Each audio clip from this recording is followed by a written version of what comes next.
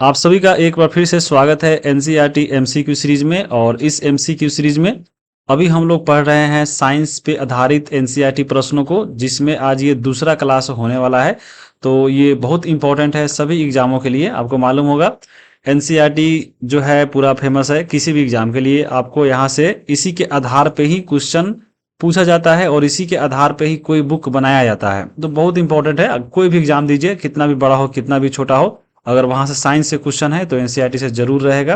तो ये बहुत इंपॉर्टेंट है, खास करके उनके लिए इंपॉर्टेंट है जो 71वीं बीपीएससी और साथ में जो बिहार में शिक्षक भर्ती एग्जाम होने वाला है उनका एग्जाम दे रहे हैं। क्योंकि यहाँ पे बीपीएससी के द्वारा आयोजित जो एग्जाम होता है तो उसका जो है प्रीवियस ईयर क्वेश्चन को भी हम लोग शामिल किए हैं, ताकि आपको एक अंदाजा लगे कि हाँ क्वेश्चन कैसे पूछा जाता है, कैसे क्वेश्चन एराइज होता है, वो भी खास करके एनसीईआरटी से। क्योंकि यहाँ पे एनसीईआरटी पढ़ना आसान बात है, आपको जब तक क्वेश्चन नहीं बन रहा है समझ लीजिए एनसीईआरटी पढ़ने से कोई फायदा नहीं है। तो यहाँ पे जब प्रीवियस ईयर आप देखेंगे तो समझ में आ जाएगा खुद कि हाँ क्वेश्चन ऐसे बन रहा है, आगे आने वाले एग्जाम में ऐसे बनेगा। तो ये बहुत इंपॉर्टेंट है। यहाँ पे हम क्योंकि साइंस पढ़ रहे हैं आपको बीपीएससी कर के लिए, तो ये आपको सब में पढ़ना है।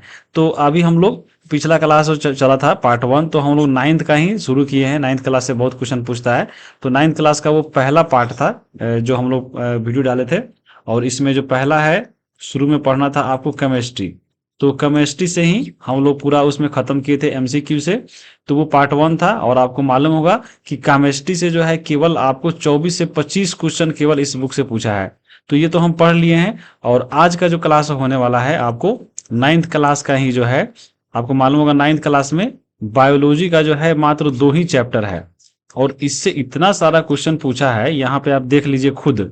ये सब जो है बायोलॉजी का क्वेश्चन है जो आपके 9th क्लास का ही है। जो यहाँ से जो क्वेश्चन पूछा हुआ है देख सकते हैं, पूरा लिखा भी गया है, खुद मिला सकते हैं। आपके पास प्रीवियस ईयर होगा तो टीआरई 2 का, सॉरी टीआरई 3 6 to 8 का सवाल है। देख रहे हैं टीआरई 2 का पीजीटी का है, ये टीजीटी का है, ये भी टीजीटी का है, ये पीआरटी का प्रश्न है। ये सब आपको बायोलॉजी से क्वेश्चन है। और सभी के सभी ये सब जो है आपको इस सबको हम बताने वाले हैं कि क्वेश्चन का ये आपको प्रूफ के साथ कि हाँ ये क्वेश्चन यहाँ से पूछा गया है। क्योंकि इसके आधार पे ही जो है हम लोग क्वेश्चन और तैयार किए हैं, उनको भी कवर करेंगे। ये सब देखिए आप पूछा हुआ है, ये आप देख लीजिए। तो 9th क्लास का आप देख लीजिए, ये 9th क्लास का जो साइंस है, यहाँ पे जो है फिजिक्स से देख सकते हैं 24 सवाल केवल फिजिक्स से पूछा है। केमिस्ट्री से 28 सवाल पूछा है। बायोलॉजी से 16 आपको सवाल पूछा है। बायोलॉजी से क्योंकि 2 ही चैप्टर है तो यहाँ से 16 सवाल पूछा है। तो कोई ऐसा एग्जाम नहीं है जो आपको बीपीएससी के द्वारा जो आयोजित हुआ है और वहां से क्वेश्चन नहीं पूछा है। आप टोटल इतना काउंट कर लीजिए, 70 के आसपास जो है हमको क्वेश्चन मिला है टीआरई 1 2 3 का जो क्वेश्चन पूछा हुआ है। आगे भी हो सकता है पूछा हो, लेकिन हाँ हमको नहीं मिला होगा, लेकिन हमको इतना मिला है जो हम इसको शामिल किए हैं और आपको बता दिए हैं। तो ये तो आज का क्लास होगा बायोलॉजी का। और पिछला क्लास जो हुआ था, आपको नहीं विश्वास होगा तो आप देख लीजिए। ये सब जो है ये केमिस्ट्री का है, आप देख लीजिए। केमिस्ट्री में जो है 28 सवाल पूछा है, आप देख लीजिए। ये सभी के सभी बीपीएससी के द्वारा जो टीचर का एग्जाम होता है उसमें पूछा हुआ है और सबको हम करा दिए हैं। और इसके आधार पे जो भी क्वेश्चन बनता है उसको भी करा दिए हैं। तो आप उसको आप जरूर देख लीजिएगा। आज का जो है बायोलॉजी के ऊपर चलने वाला है। चलिए हम इसको देखेंगे कि कौन कौन सा क्वेश्चन है। फिर जो हम लोग बाद में बच जाएगा फिजिक्स वाला, तो अगला पार्ट आएगा पार्ट 3, तो उसमें हम लोग फिजिक्स के ये पूछे गए प्रश्न और साथ में जो एनसीईआरटी पे नए आधारित प्रश्न है उनको भी हम लोग यहाँ पे देखेंगे। जैसे देख लीजिए ये सब फिजिक्स का प्रश्न है। देखिए यहाँ पे ये पीजीटी का है, टीजीटी का है, देखिए 6 to 8 का है, पीआरटी का है, टीजीटी का है। ये सभी के सभी आपको ये फिजिक्स का है। इसको भी हम लोग अगले क्लास में देखेंगे। देखिए कितना सारा क्वेश्चन पूछा है, केवल 9th क्लास का अब हम दिखा रहे हैं आपको ये। तो इसी से आप अंदाज़ा लगा लीजिए कि ये बुक कितना इंपॉर्टेंट है आपके एग्जाम के लिए। हमको दिखाना जरूरी था क्वेश्चन, ताकि आपको थोड़ा लगे कि हाँ क्वेश्चन पूछता है इस बुक से, तो थोड़ा ज़्यादा आप ध्यान से पढ़िएगा। तो यहाँ पे चलिए हम शुरू करते हैं आज का जो है क्लास। आपको ये 9th क्लास से है एमसीक्यू। और ये आपका बायोलॉजी का हम लोग पूरा ख़त्म करेंगे जो बुक में दिया गया है, और इसे जो एमसीक्यू बन रहा है उसको कवर करेंगे। तो चलिए शुरू करते हैं। और ये सबके लिए है, ऐसा नहीं कि हाँ आपको हम जो है केवल जिनका साइंस स्पेशल है उनके लिए ही है। आपको साइंस तो सबको पढ़ना है, साइंस मेन सब्जेक्ट है तो अच्छी बात है। और बाद में क्योंकि जीएस पेपर में जो है आपका 40 जो प्रश्न होता है उसमें से 8 प्रश्न साइंस का रहता है। भले आपका सब्जेक्ट कोई हो, उर्दू, फारसी, इंग्लिश, कुछ भी हो, हिंदी हो, मैथ हो, तो वहाँ पे तो 8 नंबर साइंस सबके लिए पढ़ना है, कॉमन है, तो उनके लिए भी इंपॉर्टेंट है। और जिनका सब्जेक्ट है 6 to 8 में, 9 10th में, चाहे पीजीटी में स्पेशल, तो उनको तो खैर भाई पूरा पढ़ना होगा। तो चलिए शुरू करते हैं बिना समय गंवाए। और यहाँ पे पहला क्वेश्चन आप देख लीजिए, लिया गया है कि जीवित कोशिकाओं का पता सबसे पहले किसने लगाया था। ऑप्शन आपके हैं रॉबर्ट हुक, ल्यूमेनहॉक, स्लाइडेन और समान, एक से अधिक या इनमें से कोई नहीं। और ये 9th क्लास के देखिए चैप्टर नंबर 5 से ये सवाल लिया गया है, पेज नंबर 54 पे है। और हम ऐसे नहीं लिया गया है, यहाँ से क्वेश्चन पूछा गया है तब हम यहाँ पे उसके आधार पे बताए हैं। तो इसका सही आंसर आपका क्या होगा, वह होगा ल्यूवेनहॉक, ऑप्शन नंबर बी होगा। अब आइए इसका हम प्रूफ दिखाते हैं और क्वेश्चन जो पूछा है ऐसा वो भी दिखाते हैं। तो सबसे पहले ये देख लीजिए, एक क्वेश्चन दोनों देख लीजिए। ये देखिए टीआर 3 के 6 to 8 का सवाल है कि कोशिका का खोज सर्वप्रथम किसने किया था। तो यहाँ पे रॉबर्ट हुक हो जाएगा। और यही क्वेश्चन हम वहाँ पे भी पूछे हैं कि कोशिका का खोज सर्वप्रथम, तो वहाँ पे हम जीवित कोशिका पूछे हैं, लेकिन यहाँ पे केवल कोशिका है। तो कोशिका जो है एक निर्जीव कोशिका है और एक सजीव कोशिका है। तो जब भी पूछेगा कोशिका, मतलब यहाँ पे नहीं लगाया है, पूरा इसको निर्धारित नहीं किया है कि सजीव की निर्जीव, यानी ये निर्जीव का बात कर रहा है। तो रॉबर्ट जो हुक थे वो निर्जीव कोशिका का खोज किए थे, ये आपका ऑप्शन नंबर सी हो जाएगा। लेकिन हम जो आपको क्वेश्चन यहाँ पे दिए हैं, यहाँ पे एक बार देख लीजिए, ये है जीवित कोशिका का खोज, ये आपका रॉबर्ट ये ल्यूवेनहॉक ने पता लगाया था। तो जीवित कोशिका अगर पूछेगा तो याद रखिएगा ल्यूवेनहॉक। और आपके जो निर्जीव कोशिका है ये अगर पूछेगा तो आपको रॉबर्ट हुक। तो ये तो सवाल एग्जाम में पूछ लिया था, ये अगर पूछे तो आपको ध्यान में रखिएगा कि हाँ, जीवित कोशिका का खोज जो है कौन किया था, ल्यूवेनहॉक किया था। अब इस पे आधारित और भी सवाल आपके एग्जाम में पूछा है। यहाँ पे जब हम आपको पढ़ा रहे थे 9th क्लास का एनसीईआरटी, तो उसमें आपको हम अच्छे से पढ़ाए थे कोशिका के बारे में पूरा डिटेल से। जैसे देखिए कोशिका का जो है सबसे पहले 1665 ईस्वी में रॉबर्ट हुक ने जो है पता लगाया था कॉर्क को काट कर। अभी हम यहाँ पे डिटेल में नहीं पढ़ाएंगे, यहाँ पे आपको हम प्रूफ दिखा रहे हैं और क्वेश्चन दिखा रहे हैं कि हाँ, यहाँ पे कैसे क्वेश्चन पूछता है। अब देखिए आपको 2 सवाल तो ऐसा ही बता दिए, और ये जो आप बॉक्स देख रहे हैं यहीं से आपका 2 सवाल पूछा है, आगे भी पूछ सकता है। देख लीजिए यहाँ पे देखिए कोशिका का पता सबसे पहले रॉबर्ट हुक ने 1665 में लगाया था, और यही सवाल आपके एग्जाम में पूछ लिया है। देखिए टीआर 3 के 6 to 8 में यहाँ से पूछ लिया।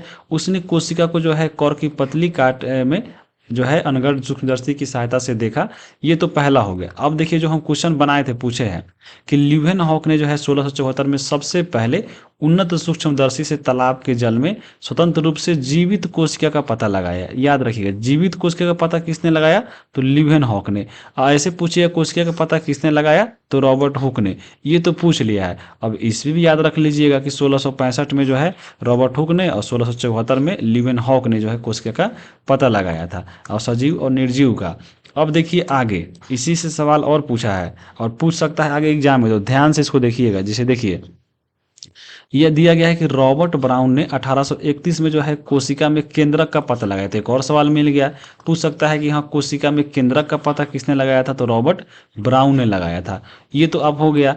अब देखिए एक और सवाल है कि यहाँ पे है कि जेई प्रुकिंजे ने जो है 1839 में कोशिका में स्थित तरल जैविक पदार्थ का जो है जीव द्रव्य नाम दिया था। तो कोशिका में जो तरल पदार्थ होता है उसको जीव द्रव्य बोलते हैं, और इसका पता प्रुकिंजे ने लगाया था। तो एक और यहाँ पे सवाल मिल गया।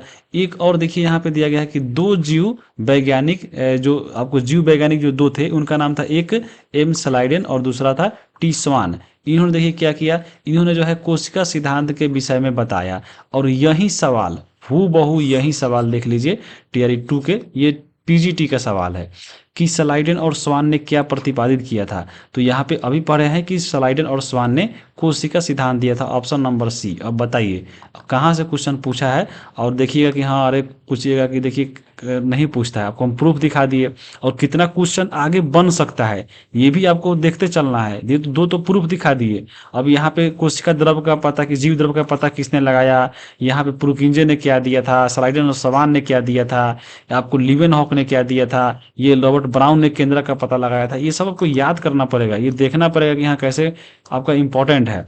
अब देखिए यहाँ पे ये पढ़ लिए, तो ये कोशिका सिद्धांत दिया था स्लाइडन और समान ने। देखिए यहाँ पे एक और पढ़िए कि जो है कोशिका सिद्धांत को आगे बढ़ाया था बिरचो ने।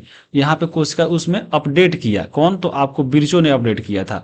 तो ये सब आपको ऐसे ऐसे याद रखना है, ये बहुत इंपॉर्टेंट है, यहाँ से क्वेश्चन पूछता है और इसका हम प्रूफ भी दिखा दिए। अब चलिए अब हम लोग आगे देखेंगे, ठीक है। बाकी कुछ एक्स्ट्रा पॉइंट भी आप देख सकते हैं, ये सब हम आपको पढ़ा दिए हैं 9th क्लास का कि 1665 में रॉबर्ट हुक ने निर्जीव कोशिका की खोज की, 1674 में लीवेनहॉक ने जीवित कोशिका की खोज की। सबसे छोटी कोशिका का नाम है माइकोप्लाज्म गैलोसेप्टियम, ये जो है आप देख सकते हैं। सबसे बड़ी कोशिका क्या है, तो शुतुरमुर्ग का अंडा है। अगर लंबा पूछेगा तो सबसे लंबा कोशिका तंत्रिका कोशिका, और सबसे मानव शरीर का सबसे लंबा जो है बड़ा पूछेगा तो अंडाणु, याद रखिएगा। और कोशिका सिद्धांत स्लाइडन और समान दिया था, तो ये भी क्वेश्चन पूछा लिया है, ये आपको हम पढ़ा दिए हैं। अगला देखिए, अब यहाँ पे क्वेश्चन नंबर 2 है। 2 नंबर क्वेश्चन है कि एकमात्र कोशिका स्वयं में ही एक संपूर्ण जीव हो सकती है, निम्नलिखित सजीवों में से कौन सी एक कोशिकीय जीव के उदाहरण है। अब देखिए यहाँ पे आपको जो है एक होता है एक कोशिकीय जीव और एक होता है आपको बहुकोशिकीय जीव। ये दोनों में अंतर क्या है, तो देखिए मानव अगर शरीर की बात किया, जैसे अगर हम मनुष्य की बात करें, अगर हम लोग का जैसे मानव का, तो देखिए मानव का जो शरीर है बहुत सारा कोशिका मिलकर बनना है। जो मानव का शरीर है लाखों कोशिकाओं मिलता है तब एक शरीर बनता है। लेकिन बहुत सारा ऐसा भी जीव जो है वह खुद एक कोशिका का ही जीव बन गया है। जैसे मानव है तो इसमें लाखों कोशिका घुसा हुआ है मानव के शरीर में, लेकिन एक कोशिकीय जीव में क्या होता है, वो एक ही कोशिका है लेकिन खुद अपने आप में एक जीव है। तो उसका उदाहरण बताना है। ऑप्शन आपके है अमीबा, बैक्टीरिया, कवक, एक से अधिक, या इनमें से कोई नहीं। अब इसका आंसर क्या होगा, तो यहाँ पे इसका आंसर ऑप्शन नंबर डी होगा। यानी देखिए अमीबा और ये जो बैक्टीरिया है वो खुद एक कोशिकीय जीव है, यानी एक कोशिका मिलकर ही जो है यह अपना स्वयं का शरीर बना लिया है। यानी एक ही कोशिका है और खुद में एक आपका जीव भी है, तो उसको हम लोग बोलते हैं एक कोशिकीय जीव। उसका उदाहरण है अमीबा और बैक्टीरिया। लेकिन ये जो कवक है वह बहुकोशिकीय जीव है, यानी कवक जो है बहुत प्रकार के कोशिका मिलकर जो है कवक का निर्माण होता है। तो इसलिए इसका ऑप्शन नंबर डी होगा। और ये सवाल आपके एनसीईआरटी के चैप्टर नंबर 5 पेज नंबर 55 से लिया गया है। अब आइए इसका हम प्रूफ दिखाते हैं। जैसे यहाँ पे देखिए, थोड़ा सा यहाँ समझ लीजिए, बताएं कि कोशिका को जो है संख्या के आधार पर बांटा गया है। एक आपका एक कोशिकीय जीव, दूसरा जो है बहुकोशिकीय जीव। अब यहाँ पे एक कोशिकीय जीव के उदाहरण देखिए यहाँ पे लिखा गया है। जैसे देखिए, अब सूक्ष्मदर्शी का जब आविष्कार हो गया था तो उससे जो है कोशिका को देखा गया, तो यहाँ पे देखिए लिखा गया है कि पता चला कि एक मात्र कोशिका स्वयं में ही जो है एक संपूर्ण जीव, जैसे अमीबा, उसके बाद कैलिमोडोमोनास, पैरामीशियम, बैक्टीरिया, ये सब जो है एक कोशिकीय है। ये आपका एक कोशिकीय है और एक कोशिका ही जो है संपूर्ण जीव है। इन सजीवों को एक कोशिकीय जीव कहते हैं। इसके अतिरिक्त बहुकोशिकीय जीवों में अनेक कोशिकाएं समाहित होकर विभिन्न कार्यों को करते हैं और विभिन्न अंगों का निर्माण करते हैं। इसके उदाहरण देखिए फंजाई, जिसको बोलते हैं कवक, पादप या जंतु। तो यहाँ पे एग्जाम में अगर पूछ ले कि हाँ कौन इसमें एक कोशिकीय है कौन इसमें बहुकोशिकीय है, तो याद रखिएगा अमीबा, उसके बाद यहाँ पे देखिए यूग्लिना हो गया, उसके बाद पैरामीशियम हो गया, उसके बाद यहाँ पे कैलिमिडोमोनास हो गया। ये सब जो है एक कोशिकीय जीव है। और बहुकोशिकीय पूछे तो यहाँ पे आप देख सकते हैं कवक, शैवाल, मॉस, फर्न, जीव जंतु जितने भी है, पौधा है, वो सब क्या है आपके बहुकोशिकीय जीव है। तो वहीं से आपको हम उदाहरण जो है आपके पूछ लिए थे। तो यहाँ पे आप समझ गए होंगे, इसका आंसर ऑप्शन नंबर डी हो गया। अब हम चलेंगे आगे, अगला देखेंगे क्वेश्चन नंबर 3। तो 3 नंबर यहाँ पे क्वेश्चन है कि कोशिका तथा बाह्य पर्यावरण में उपस्थित पदार्थ का एक दूसरे से आदान प्रदान में किसके द्वारा जो है महत्वपूर्ण भूमिका निभाया जाता है। ऑप्शन यहाँ पे आपको देखिए, कोशिका झिल्ली के द्वारा, उसके बाद विसरण के द्वारा या परासरण के द्वारा, या एक से अधिक, या इनमें से कोई नहीं। तो इसका कहने का मतलब क्या हुआ, जैसे एक कोशिका होता है, मान लीजिए एक कोशिका है, तो कोशिका के बाहर जो भी पदार्थ है, बाहर क्या हो सकता है आपको, कार्बन डाइऑक्साइड हो सकता है, आपके H2O हो सकता है, ये सब जो पदार्थ है, और ये आपका कोशिका है यानी सेल है। तो यही बता रहा है कि कोशिका तथा बाह्य पर्यावरण में उपस्थित पदार्थ ये जो है अपने आदान प्रदान कैसे करता है, यानी अगर मान लीजिए कोशिका है, कोशिका के अंदर CO2 कैसे जाएगा, या जल कैसे जाएगा, या इसमें अगर अंदर H2 है तो बाहर कैसे निकलेगा। तो बता रहा है कि इसका आदान प्रदान में जो है यहाँ पे किसके द्वारा ये होता है। तो आपको आंसर बताना है, इसका आंसर क्या होगा। तो इसका आंसर आपका होगा कोशिका झिल्ली के द्वारा। अब ये कोशिका झिल्ली क्या होता है, चलिए हम यहाँ पे आपको समझते हैं। जैसे यहाँ पे देखिए, कोशिका झिल्ली को ही जो है इंग्लिश में बोलते हैं प्लाज्मा मेम्ब्रेन या आपको सेल मेम्ब्रेन। जैसे आप देखिए, ये जो है आपका कोशिका है, एक यहाँ पे देख सकते हैं। तो कोशिका के किनारे जो आप एक लेयर देख रहे हैं, ये वाला, जैसे ये देखिए, ये लेयर जो दिख रहा होगा किनारे किनारे पीला वाला, इसी को हम लोग बोलते हैं प्लाज्मा झिल्ली या यहाँ पे या कोशिका झिल्ली। ये जो है आप जंतु का कोशिका है, यानी जंतु मतलब आपको एनिमल या इसमें है, ये जंतु का कोशिका है। और ये जो आप देख रहे हैं ये पौधा का कोशिका है, जिसको हम पादप कोशिका बोलते हैं। तो पादप कोशिका में क्या होता है कि एक सबसे बाहरी जो लेयर होता है उसको हम लोग कोशिका भित्ति बोलते हैं, याद रखिएगा, वो अलग चीज है। कोशिका ये भित्ति है, इसको हम लोग अलग पढ़ेंगे। ये सेल वाल इसको बोलते हैं। ये आपका कोशिका भित्ति है जो केवल पादप कोशिका यानी पेड़ पौधा में होता है। लेकिन जंतु कोशिका में क्या होता है कि कोशिका भित्ति नहीं होता है, सबसे बाहरी जो किनारा होता है वही आपका कोशिका झिल्ली या प्लाज्मा झिल्ली होता है। तो ये जो प्लाज्मा झिल्ली है यानी जो बाहरी पदार्थ है, अगर इसको आप ऐसे देखिएगा, अगर पार्ट को निकालकर, तो ये ऐसे दिखता है जो आपको दिख रहा होगा। देखिए इस फिगर में, देखिए देखिए आपको ये वाला जो आपको दिख रहा होगा बाहरी पार्ट, ये सब क्या है आपको, ये जो है कोशिका झिल्ली या प्लाज्मा झिल्ली है। तो इसी झिल्ली के द्वारा ही जो है आपको बाहरी पर्यावरण में जो पदार्थ है वो अंदर आता है, और इसमें जो बाहर है वो बाहर जाता है। यानी ये जो मेम्ब्रेन है इसका बाहर वाला प्लाज्मा मेम्ब्रेन, यही जो है निर्धारित करता है कि बाहर जो पदार्थ है वो अंदर जाएगा कि बाहर वाला अंदर से, अंदर वाला बाहर निकलेगा या बाहर वाला से अंदर आएगा।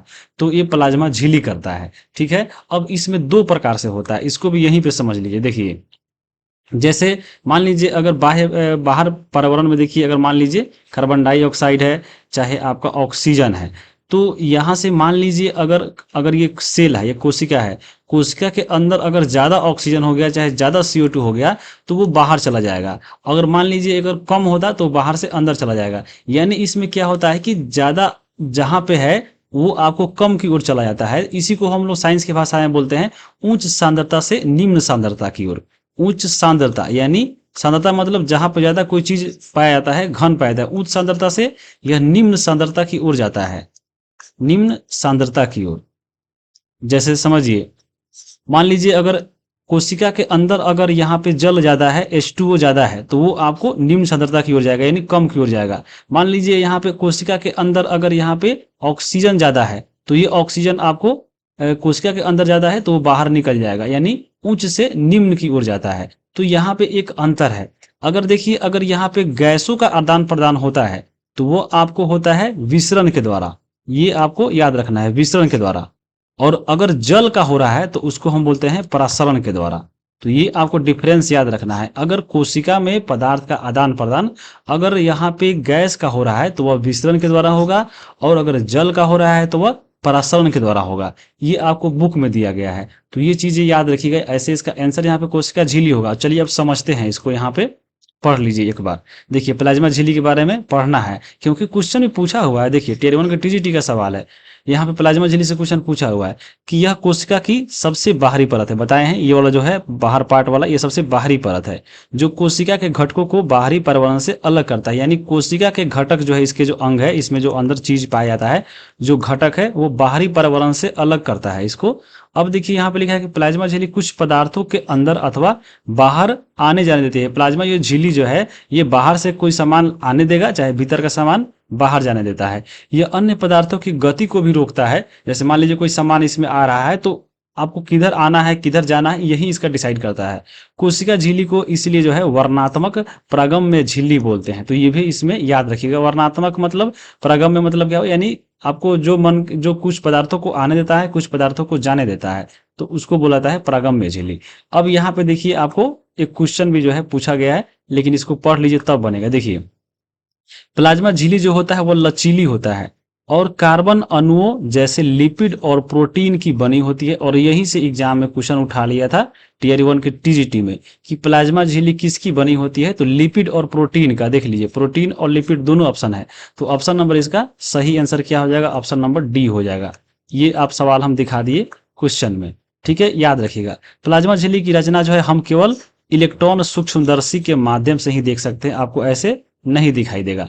कोशिका झिल्ली का लचीलापन एक कोशिकीय जीवों में कोशिका के बाह्य प्रवरण से अपना भोजन तथा अन्य पदार्थ ग्रहण करने में सहायता करता है। इसी प्रक्रिया को जो है एंडोसाइटोसिस बोलते हैं, और इसी के माध्यम से जो अमीबा होता है अपना भोजन भी इसी प्रक्रिया के द्वारा बनाता है। तो ये आपको प्लाज्मा झिल्ली के बारे में था। और यहाँ से देखिए आपको क्वेश्चन जो है पूछा गया है, दो क्वेश्चन पूछ लिया गया है। टियर 3 के 6 to 8 में पूछा गया था कि कोशिका के चारों ओर जो झिल्ली होती है वो क्या बोलते हैं, तो उसको हम कोशिका झिल्ली या प्लाज्मा झिल्ली बोलते हैं। तो ऑप्शन नंबर यहाँ पे बी हो गया। और यहाँ पे कोशिका भित्ति क्या है, तो ये कोशिका भित्ति जो है आपको आउटर पार्ट होता है किसी कोशिका का, लेकिन ये आपको केवल पौधा में पाया जाता है, ये आपके जंतु में नहीं पाया जाता है। ये आपको ध्यान में रखना है। और इसी से एग्जाम में क्वेश्चन पूछ लिया था, देखिए टीयर 3 के टीजीटी में, कि पौधा और पशु कोशिकाओं के अंतर जो है किस संरचना से स्पष्ट होता है। यहाँ पे आपको बताना है कि पौधा और पशु में जो है हम कैसे अंतर स्पष्ट करेंगे कि हाँ ये किस कोशिका के बारे में। तो कोशिका भित्ति जो है वो अंतर स्पष्ट करा देता है, क्योंकि कोशिका भित्ति जो है वह केवल आपको पौधा में यानी पादप कोशिका में पाया जाता है। तो इसीलिए यह अंतर बताता है कि हाँ यह पौधा वाला अलग है और जंतु वाला अलग है। तो इसका सही आंसर आपको ऑप्शन नंबर सी हो जाएगा। आपको बता दिए हैं फिगर में कि क्या होता है वो, ठीक है। अब देखिए आगे, जो आपको हम बता रहे थे कोशिका के अंदर और बाहर कैसे जो है कोई सामान बाहर आता है और जाता है। तो देखिए वही कोशिका के पदार्थों की गति कैसे होती है, तो एक विसरण के द्वारा होता है। विसरण हम लोग आपको पिछला क्लास में पढ़े थे कि मतलब अगर कोई चीज जो है उच्च सांद्रता से निम्न सांद्रता की अगर कोई गैस जो है अपने आप चला जा रहा है तो विसरण बोलते हैं। जैसे यहाँ पे आप देखिए विसरण की प्रक्रिया के विषय में पढ़ चुके हैं। हमने देखा कि पदार्थों की गति जो है उच्च सांद्रता से निम्न सांद्रता की ओर यानी ज्यादा से कम की ओर जाता है। जैसे आप घर में अगरबत्ती जलाइए और देखिएगा अगरबत्ती जहाँ पे जलेगा वहां पे देखिएगा वहां पे ज्यादा जलता है, ज्यादा धुआं आता है, धीरे धीरे चारों तरफ वो फैल जाता है। तो यहाँ पे ज्यादा था यानी उच्च सांद्रता था और निम्न सांद्रता की ओर फैल गया। आप सेंट देखिए होता है घर में, सेंट का देखिए आप थोड़ा छीटिए, वहां पे छीटिएगा तो बहुत ज्यादा रहेगा, धीरे धीरे चारों तरफ फैल जाता है। वहां पे आपको याद रखिएगा। देखिए जैसे मान लीजिए कहीं ऐसा कुछ बीकर लीजिए और कुछ रखिए, ऐसा भी नहीं तो आपको शीशा के गिलास में थोड़ा इंक रखिए, चाहे जो उजाला आता है नील वो रखिए, देखिएगा धीरे धीरे धीरे चारों तरफ फैलता है। तो उच्च सांद्रता से निम्न सांद्रता की ओर जाता है, तो वही उसको विसरण बोलते हैं। तो उसी प्रकार से कोशिका में भी जो होता है, जैसे आप देख सकते हैं कोशिका में लिखा गया है कि कोशिका के बाह्य पर्यावरण में कार्बन डाइऑक्साइड की सांद्रता कोशिका में स्थित CO2 की सांद्रता से अगर अपेक्षा कम है तो आपको कम की ओर चला जाएगा। वही आपको हम फिगर में अच्छे से समझा दिए हैं कि जहां पे ज्यादा है वो कम की ओर जाएगा। मान लीजिए कोशिका है, कोशिका के अंदर अगर CO2 यहाँ पे अगर कम है और CO2 यहाँ पे अंदर आपको ज्यादा है तो यहाँ पे ज्यादा से कम की ओर जाएगा। और इसी में अगर कम रहता बाहर ज्यादा रहता तो बाहर से अंदर आ जाता। ऐसा ही जो है इसमें लिखा गया, चाहे वो ऑक्सीजन हो चाहे कार्बन डाइऑक्साइड हो, तो वो होगा किसके द्वारा, तो आपको विसरण के द्वारा। लेकिन अगर मान लीजिए कोशिका के अंदर अगर जलों का अगर आदान प्रदान होता है बाहर से अंदर अंदर से बाहर, तो वहां पे जो क्या आपको प्रसरण के द्वारा होता है। तो बस यही अंतर है आपको ऊपर जो हम समझा दिए हैं, ठीक है। अब देखिए क्वेश्चन नंबर 4 यहाँ पे देखिए क्या कहता है कि केंद्रक के अलावा कोशिका के किस भाग में जो है DNA पाया जाता है। आपको ऑप्शन है माइटोकॉन्ड्रिया, अंतर्द्रव्यी जालिका जिसको एंडोप्लाज्मिक रेक्टिकुलम बोलते हैं, या गोल्जी उपकरण बोलते हैं, या गोल्जी उपकरण। बताइए इसका आंसर क्या होगा। तो यहाँ पे देखिए केंद्रक में तो DNA होता ही है, उसके अलावा एक जगह और होता है जिसको बोलते हैं माइटोकॉन्ड्रिया। तो इसका सही आंसर आपका ए हो जाएगा। और ये भी चैप्टर नंबर 5 से पेज नंबर 59 और 63 पे दिया है। चलिए हम लोग इसको देख लेते हैं। यहाँ पे देखिए ये आपका माइटोकॉन्ड्रिया पढ़ना है और केंद्रक दोनों में DNA जो है आपको पाया जाता है, ठीक है। अब माइटोकॉन्ड्रिया से जो है एग्जाम में बहुत सारा सवाल पूछा है। ऐसा नहीं कि हम इसलिए आपको नहीं पढ़ा रहे हैं कि हाँ बल क्वेश्चन बता के निकल जाए। देख लीजिए आपको देख सकते हैं यहाँ से 3 क्वेश्चन बस इसी से रिलेटेड आपको एग्जाम में ऑलरेडी पूछ लिया है। टियर 2 के TGT में PRT में भी पूछा हुआ है, ठीक है। तो चलिए अब हम इसको पहले पढ़ लेते हैं फिर बनाएंगे। कोशिका के बारे में आप लोग ये देखिए माइटोकॉन्ड्रिया क्या होता है। आपको थोड़ा फिगर में कुछ कोशिका का अंग देख लीजिए ताकि आपको समझ में आ जाएगा। देखिए ये जो है एक कोशिका है, एक जो है ये आपका पौधा वाला है और ये जंतु वाला है। तो सबसे पहले कोशिका में जो है आप देख ली, ये जो आप भाग देख रहे हैं ये वाला, इसी को हम लोग बोलते हैं केंद्रक। ठीक है, ये वाला जो है इसी को हम लोग बोलते हैं केंद्रक। अब केंद्रक में देखिए ये वाला केंद्रक हो गया। बाकी जो है आपको अब हम दिखा रहे हैं कौन सा, तो माइटोकॉन्ड्रिया। माइटोकॉन्ड्रिया देखिए इसमें कहाँ पे है, ये वाला जो आप देख रहे हैं फिगर में ये वाला, इसको हम बोलते हैं माइटोकॉन्ड्रिया। ठीक है, यहाँ पे भी आप देख सकते हैं ये वाला जो है, ये वाला सब क्या है, ये माइटोकॉन्ड्रिया का फोटो है। ठीक है, और केंद्रक ये जो है आपका केंद्रक है, केंद्रक में भी डीएनए होता है और माइटोकॉन्ड्रिया में भी डीएनए होता है। तो ये आपको चलिए हम दिखाते हैं, यहाँ पे आइए। पहले माइटोकॉन्ड्रिया के बारे में पढ़ लेते हैं। ऐसा ही कुछ माइटोकॉन्ड्रिया दिख रहा था आपको फिगर में। देखिए माइटोकॉन्ड्रिया जो है कोशिका का बिजली घर बोलते हैं इसको। माइटोकॉन्ड्रिया जो है दोहरी झिल्ली की बनी होती है, यानी देख सकते हैं एक पहला ये झिल्ली हो गया और ये झिल्ली हो गया। बाहरी झिल्ली जो है छिद्रित होती है, यानी यहाँ पे छिद्र बना हुआ था इसमें। देखिए भीतरी झिल्ली जो है बहुत अधिक वलित होती है। ये वलय जो है एटीपी बनाने वाली रासायनिक क्रियाओं के क्षेत्र में जो है बड़ा बनाती है। यानी एटीपी का जो निर्माण होता है वो माइटोकॉन्ड्रिया में ही होता है, और यहीं से एग्जाम में क्वेश्चन टीआरई 2 के टीजीटी में पूछ लिया हुआ है कि एटीपी का निर्माण कहाँ पे होता है, तो माइटोकॉन्ड्रिया में हो गया। देखिए यहीं से एक आपको सवाल हम बना दिए। बाकी यहाँ पे आगे पढ़िए। अब यहाँ पे देखिए आगे लिखा हुआ है कि एटीपी बनाने वाली रासायनिक क्रियाओं के क्षेत्र को बड़ा बनाती है। जीवन के लिए आवश्यक विभिन्न रासायनिक क्रियाओं को करने के लिए माइटोकॉन्ड्रिया जो है एटीपी यानी एडिनोसिन ट्राइफॉस्फेट के रूप में ऊर्जा प्रदान करता है। तो ऊर्जा प्रदान करने के कारण ही जो है इसको हम लोग बिजली घर बोलते हैं। किसको, तो माइटोकॉन्ड्रिया को। एटीपी जो है कोशिका की ऊर्जा है, मतलब कोशिका की जो शक्ति मिलती है वो कहाँ से मिलती है, एटीपी से मिलती है। और एटीपी बनाता कौन है, माइटोकॉन्ड्रिया बनाता है। शरीर जो है नए रासायनिक यौगिकों को बनाने तथा यांत्रिक करने के लिए एटीपी में संचित ऊर्जा का उपयोग करता है। माइटोकॉन्ड्रिया एक बहुत ही अद्भुत अंग है, क्योंकि उसका खुद का अपना डीएनए तथा राइबोसोम होता है। याद रखिएगा, खुद का, कोशिका का तो होता ही है आपको राइबोसोम और डीएनए, लेकिन माइटोकॉन्ड्रिया का खुद का अपना यहाँ पे डीएनए और साथ में राइबोसोम होता है। अतः माइटोकॉन्ड्रिया कुछ प्रोटीन स्वयं बनाती है, क्योंकि राइबोसोम जो होता है प्रोटीन का संश्लेषण करता है, यानी राइबोसोम का काम ही होता है प्रोटीन का बनाना। तो यहाँ पे क्योंकि माइटोकॉन्ड्रिया के अंदर खुद का अपना राइबोसोम है, तो ये खुद अपना प्रोटीन बनाएगा, खुद का अपना डीएनए भी है, ये याद रखिएगा। और कोशिका का बिजली घर, यानी कोशिका को शक्ति कहाँ से मिलती है, माइटोकॉन्ड्रिया से मिलती है। तो बहुत ही इंपॉर्टेंट पार्ट है कोशिका का, और यहाँ से एग्जाम में क्वेश्चन पूछ लिया गया है। अब देखिए केंद्रक के बारे में हम लोग पढ़ते हैं। देखिए ये केंद्रक है, ये वाला कोशिका है, और अंदर कोशिका अंदर दिख रहा हुआ केंद्रक। केंद्रक के चारों ओर दोहरे परत की एक अस्तर होती है जिसे केंद्रक झिल्ली बोलते हैं। जैसे हम लोग कोशिका झिल्ली पढ़े हैं, कोशिका के बाहर वाला यानी आउटर पार्ट, तो यहाँ पे जो है आपको केंद्रक के बाहर भी जो है आउटर पार्ट होता है जिसको बोलते हैं केंद्रक झिल्ली। केंद्रक झिल्ली में छोटे छोटे छेद होते हैं। इन छिद्रों के द्वारा केंद्रक के अंदर कोशिका द्रव केंद्रक के बाहर आता जाता है। केंद्रक में जो है क्रोमोजोम होता है, यहाँ पे देखिए ऐसा होता है क्रोमोजोम।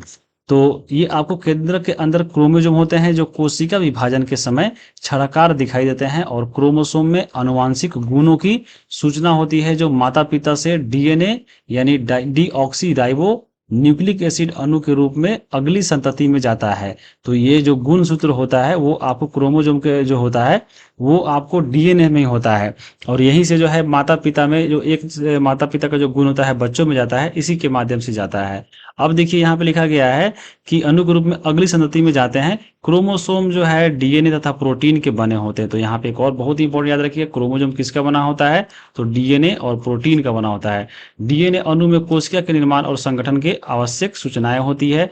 डीएनए के क्रियात्मक खंड को जो है जीन बोलते हैं, और जो कोशिका विभाजित जब नहीं होती रहती है तो उसमें यह डीएनए क्रोमैटिन पदार्थ के रूप में विद्यमान रहता है।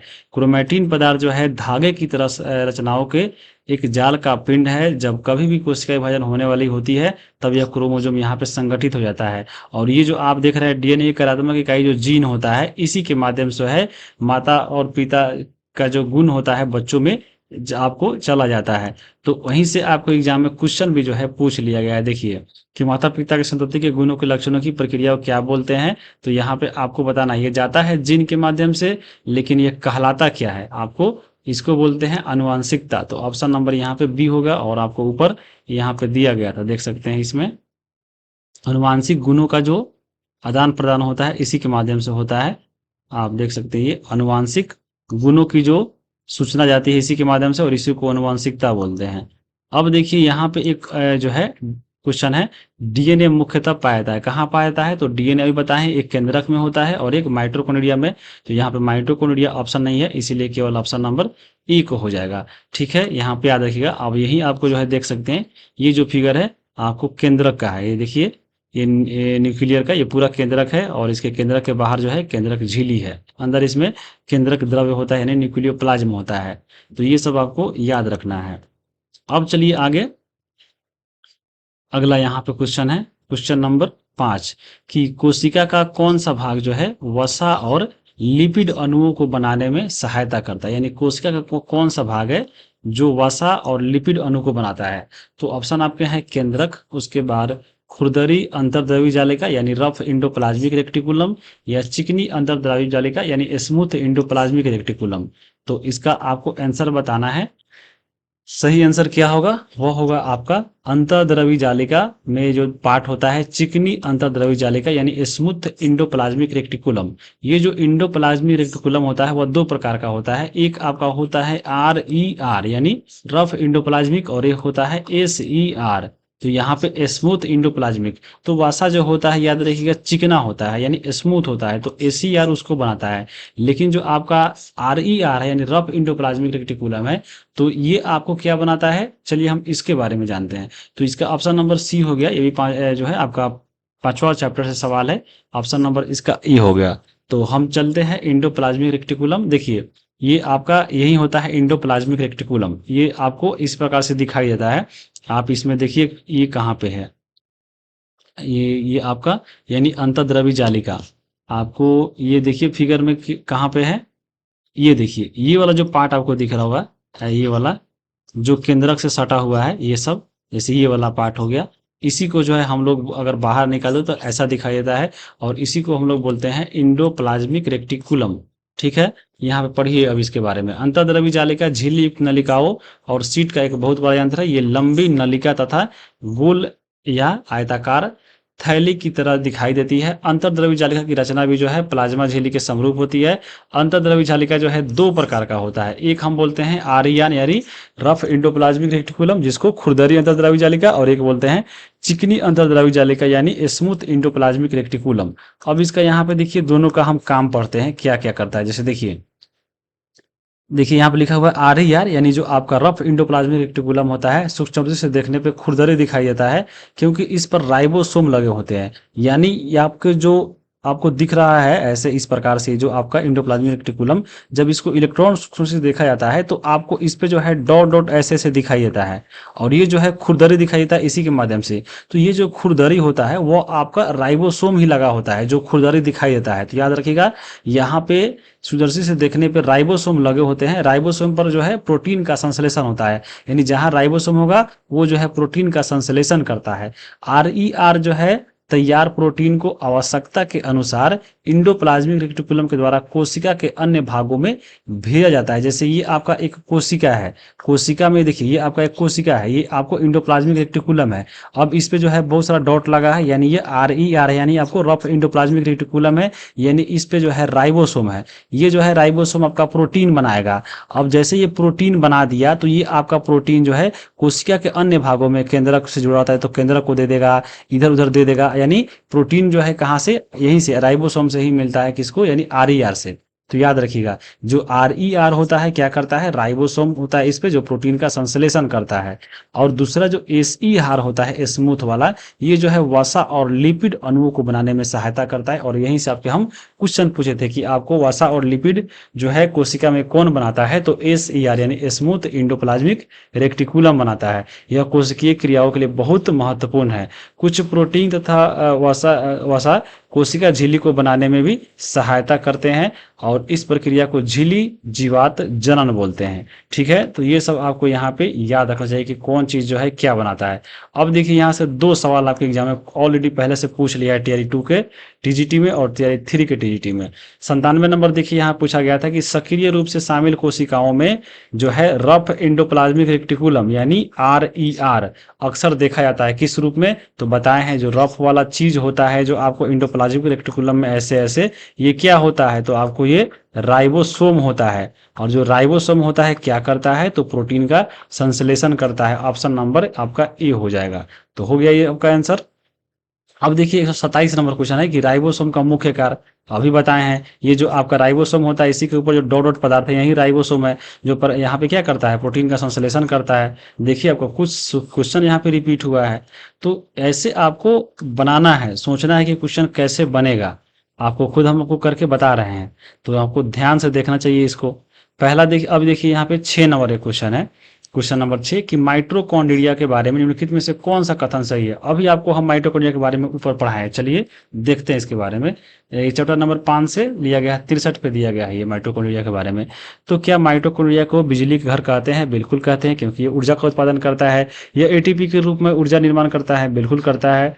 उसके बाद देखिए इसमें डीएनए और राइबोसोम उपस्थित होता है, तो बिल्कुल होता है। जो माइटोकॉन्ड्रिया है इसके पास खुद का डीएनए होता है और खुद का राइबोसोम होता है। तो ऑप्शन नंबर इसका डी हो जाएगा, यानी सभी का सभी यहाँ पे सही है। ऊपर आपको हम इसके बारे में पढ़ा दिए थे, ऊपर आपको पढ़ा दिए, पढ़ाने की जरूरत नहीं पड़ेगी यहाँ पे। और ये क्वेश्चन भी जो है आप देख सकते हैं, एटीपी का निर्माण कौन करता है? माइटोकॉन्ड्रिया करता है, ये आपको ऊपर हम बता चुके हैं, ठीक है। अब देखिए अगला है क्वेश्चन नंबर 7। क्वेश्चन नंबर 7 यहाँ पे है कि निम्नलिखित में से कौन सा कोशिकांग केवल पादप कोशिका में पाया जाता है? यानी कोशिका का कौन ऐसा अंग है जो केवल पादप में, यानी आपको पेड़ पौधा में पाया जाता है, जंतु में नहीं पाया जाता है। तो पहला है कोशिका भित्ति, प्लास्टिड, कोशिका झिल्ली, एक से अधिक, इनमें से कोई नहीं। तो यहाँ पे देखिए ये जो कोशिका भित्ति है, जिसको सेल वाल बोलते हैं, आपको बताए हैं ऊपर, ये जो है आपको केवल से केवल पादप कोशिका में मिलता है, मानव कोशिका में नहीं होता है। ये जो प्लास्टिड होता है उसी प्रकार से केवल आपको पादप कोशिका में पाया जाता है। ये कोशिका झिल्ली जो होता है वह दोनों में होता है, यानी पौधा में भी होता है और साथ में आपको जंतु में भी होता है। तो यहाँ पे इसका सही आंसर क्या होगा? आपको कोशिका भित्ति और प्लास्टिड, यानी ऑप्शन नंबर डी होगा। यानी कोशिका भित्ति और ये जो प्लास्टिड है वह केवल से केवल पादप कोशिका में पाया जाता है। चलिए अब इसका हम प्रूफ दिखाते हैं। इसका आंसर ऑप्शन नंबर आपका डी हो जाएगा। देखिए ये आपका प्लास्टिड पढ़िए, ये प्लास्टिड है जो केवल, देखिए प्लास्टिड केवल पादप कोशिकाओं में स्थित होता है, और कोशिका भित्ति भी जो होता है केवल पादप कोशिका में होता है, वो आपको हम ऊपर ही बता दिए थे। तो ये जो है आपका दो प्रकार का होता है। देखिए एक क्रोमोप्लास्ट, ये जो है आपको कोशिका में रंगीन बनाता है, और ये आपको ल्यूकोप्लास्ट होता है जो श्वेत और रंगहीन होता है। जैसे देखिए ये आपका क्लोरोप्लास्ट है, आप देख सकते हैं ये क्रोमोप्लास्ट और ल्यूकोप्लास्ट होता है। देखिए जिस क्रोमोप्लास्ट में क्लोरोफिल वर्णक होता है उसे क्लोरोप्लास्ट बोलते हैं, यही क्लोरोप्लास्ट हो गया। पौधे में क्लोरोप्लास्ट जो है प्रकाश संश्लेषण के लिए बहुत ही आवश्यक है। क्लोरोप्लास्ट में क्लोरोफिल के अतिरिक्त विभिन्न पीले अथवा नारंगी रंग के जो है वर्णक भी होते हैं। और ल्यूकोप्लास्ट जो है प्राथमिक रूप से अंगक होते हैं, जिसमें स्टार्च हो गया, तेल हो गया, प्रोटीन जैसा ये सब जो है पदार्थ उसमें रहता है। तो ये आपको याद रखिएगा जो इसका काम होता है, ठीक है। अब देखिए यहाँ पे आगे दिया गया है कि क्लोरोप्लास्ट की भीतरी संरचना में बहुत सी झिल्ली वाली परतें होती है जो स्ट्रोमा के रूप में स्थित होता है। प्लास्टिड जो है बाह्य रचना में माइटोकॉन्ड्रिया की तरह होते हैं। माइटोकॉन्ड्रिया की तरह प्लास्टिड में भी जो है अपना डीएनए तथा राइबोसोम होता है। अब देखिए एक और आपको पॉइंट मिल गया कि यहाँ पे डीएनए जो है किसमें होता है, तो प्लास्टिड में भी होता है। यानी डीएनए कहाँ कहाँ पे होता है, तो याद रखिएगा एक तो आपका केंद्रक में होता है, ये जो आपको ऊपर हम बता दिए हैं। दूसरा माइटोकॉन्ड्रिया में होता है। तीसरा एक और आपको याद रखिएगा कि ये आपको प्लास्टिड में भी होता है। तो बहुत ही आपको ये एग्जाम में बहुत इंपॉर्टेंट है। यहाँ पे पूछेगा कि डीएनए कहाँ कहाँ होता है, तो केंद्रक में, माइटोकॉन्ड्रिया में और प्लास्टिड में भी होता है। याद रखिएगा, बहुत ही इंपॉर्टेंट सवाल है, ठीक है। अब देखिए आगे अब हम लोग चलेंगे क्वेश्चन नंबर 8 पे। क्वेश्चन नंबर 8 है कि कोशिका में बने पदार्थों का संचयन, रूपांतरण और पैकेजिंग कोशिका के कौन सा अंग करता है। जैसे यहाँ पे देखिए क्या होता है कि कोशिका में बहुत सारा पदार्थ बनता है, और तो पदार्थ कोई बन गया तो उसका संचयन यानी उसको रख रखाव कौन कर रहा है, उसका रूपांतरण यानी एक से दूसरे में कौन बदल रहा है, पैकेजिंग यानी उसको स्टोर कौन कर रहा है। तो यहाँ पे आपको बताना है। यहाँ पे क्वेश्चन जो है यहाँ पे ऑप्शन छूट गया है, लेकिन इसका सही आंसर आपको गोल्जी उपकरण होगा। तो ऑप्शन नंबर इसका वैसे सी हो गया, ठीक है। अब आइए इसका प्रूफ दिखाते हैं आपको। इसका आंसर ऑप्शन नंबर यहाँ पे ए नहीं होगा, ये गलत है। यहाँ पे ऑप्शन नंबर क्या होगा, ये सी होगा, ठीक है। अब देखिए यहाँ पे आपको बताइए गोल्जी उपकरण के बारे में पढ़ते हैं। देखिए ये गोल्जी उपकरण इसी प्रकार से होता है। यहाँ पे आप देख रहे हैं गोल्जी उपकरण, ये वाला देखिए, ये गोल्जी उपकरण है, ये आपको। अब देखिए यहाँ पे देखिए इसको जो है कैमियो गोल्जी के द्वारा लाया गया था। तो कैमियो गोल्जी के द्वारा वर्णित गोल्जी उपकरण जो है झिल्ली युक्त चपटी पुटिकाओं का एक यंत्र होता है जो एक दूसरे के ऊपर समानांतर, देख रहे हैं आपको, ऐसे ऐसे एक दूसरे के समानांतर ऊपर यह फैला हुआ है, जिन्हें कुंडिका बोलते हैं। और इन झिल्लियों का संपर्क जो है ईआर यानी इंडोप्लाज्मिक रेक्टिकुलम से होता है। देखिए यहाँ पे आपको इंडोप्लाज्मिक रेक्टिकुलम है, ये जो है आपको इससे जुड़ा रहता है, ठीक है। अब यहाँ पे देखिए इसलिए ये जो है जटिल कोशिकीय झिल्ली तंत्र के रूप में एक दूसरे को यह बनाता है। अब देखिए यहाँ पे लिखा है कि इंडोप्लाज्मिक रेक्टिकुलम में संश्लेषित पदार्थ गोल्जी उपकरण में पैक किया जाता है। यानी आपको जो भी इंडोप्लाज्मिक रेक्टिकुलम में पदार्थ बन रहा है, अभी आपको बताया है क्या क्या पदार्थ बन रहा है, वसा बन रहा है, लिपिड बन रहा है, उसके बाद आपको प्रोटीन बन रहा है। तो जो आपको पदार्थ बन रहा है कोशिका में, तो ईआर में संश्लेषित जो पदार्थ होता है वह गोल्जी उपकरण में, यानी यहाँ से कोई पदार्थ बन गया वसा प्रोटीन, और ये जाकर जो है कहाँ पे, गोल्जी उपकरण में पैक हो गया, यानी इसको पैक यानी स्टोर कर दिया, और उन्हें कोशिका के बाहर तथा अंदर विभिन्न क्षेत्रों में भेज दिया जाता है। यानी यहाँ पे जो है हम लोग जो इंडोप्लाज्मिक रेक्टिकुलम है इसमें वसा प्रोटीन बना लिए, अब ये दे दिए हम लोग किसको, तो गोल्जी उपकरण को। और गोल्जी उपकरण क्या किया कि यहाँ पे कोशिका के विभिन्न भागों में जो है इसको भेज दिया। तो यही इसका काम होता है। तो यही से आपको एग्जाम में जो है क्वेश्चन, सॉरी, जो हम यहाँ पे आपको क्वेश्चन तैयार करके बताए थे। देखिए लिखा है कि ईआर में संश्लेषित पदार्थ जो है गोल्जी उपकरण में पैक किए जाते हैं और उन्हें कोशिका के बाहर और अंदर विभिन्न क्षेत्रों में भेजा जाता है। इस कार्य में शामिल है पुटिका में पदार्थों का संचयन, रूपांतरण और इसको बंद कराना। कुछ परिस्थितियों में गोल्जी उपकरण में सामान्य शक्कर में जटिल शक्कर बनाती है। गोल्जी उपकरण के द्वारा लाइसोसोम को भी बनाया जाता है। तो ये आपको याद रखिएगा, ठीक है। ये गोल्जी उपकरण के बारे में आप देख लिए और समझ गए होंगे। अब चलिए आगे, क्वेश्चन नंबर यहाँ पे 9 है। ये जो है आपको जो है आपका कोशिका विभाजन से क्वेश्चन है। एक आपको सूत्री विभाजन होता है जिसको समसूत्री बोलते हैं। यहाँ पे पहले समझ लीजिए, जो कोशिका विभाजन होता है वह दो तरह से होता है। कोशिका विभाजन एक होता है आपको समसूत्री, इसी को जो है सूत्री बोलते हैं, समसूत्री बोलिए या सूत्री बोलिए। और एक होता है अर्धसूत्री। अब इसको हम समझेंगे और यहाँ पे पहले बना लीजिए क्वेश्चन कि सूत्री विभाजन के फलस्वरूप मातृ कोशिका में कितनी पुत्री कोशिका का या निर्माण, यानी एक जो माता कोशिका होता है जो आपका मदर सेल होता है उससे कितना जो है डॉटर सेल का निर्माण होता है, किसमें, तो आपको सूत्री विभाजन में, समसूत्री में। तो ये 2 होता है। ऑप्शन नंबर यहाँ पे इसका ए हो जाएगा। चलिए इसको हम समझते हैं। ये भी आपको चैप्टर नंबर 5 से ही सवाल है। अब देखिए कोशिका विभाजन यहाँ पढ़िए।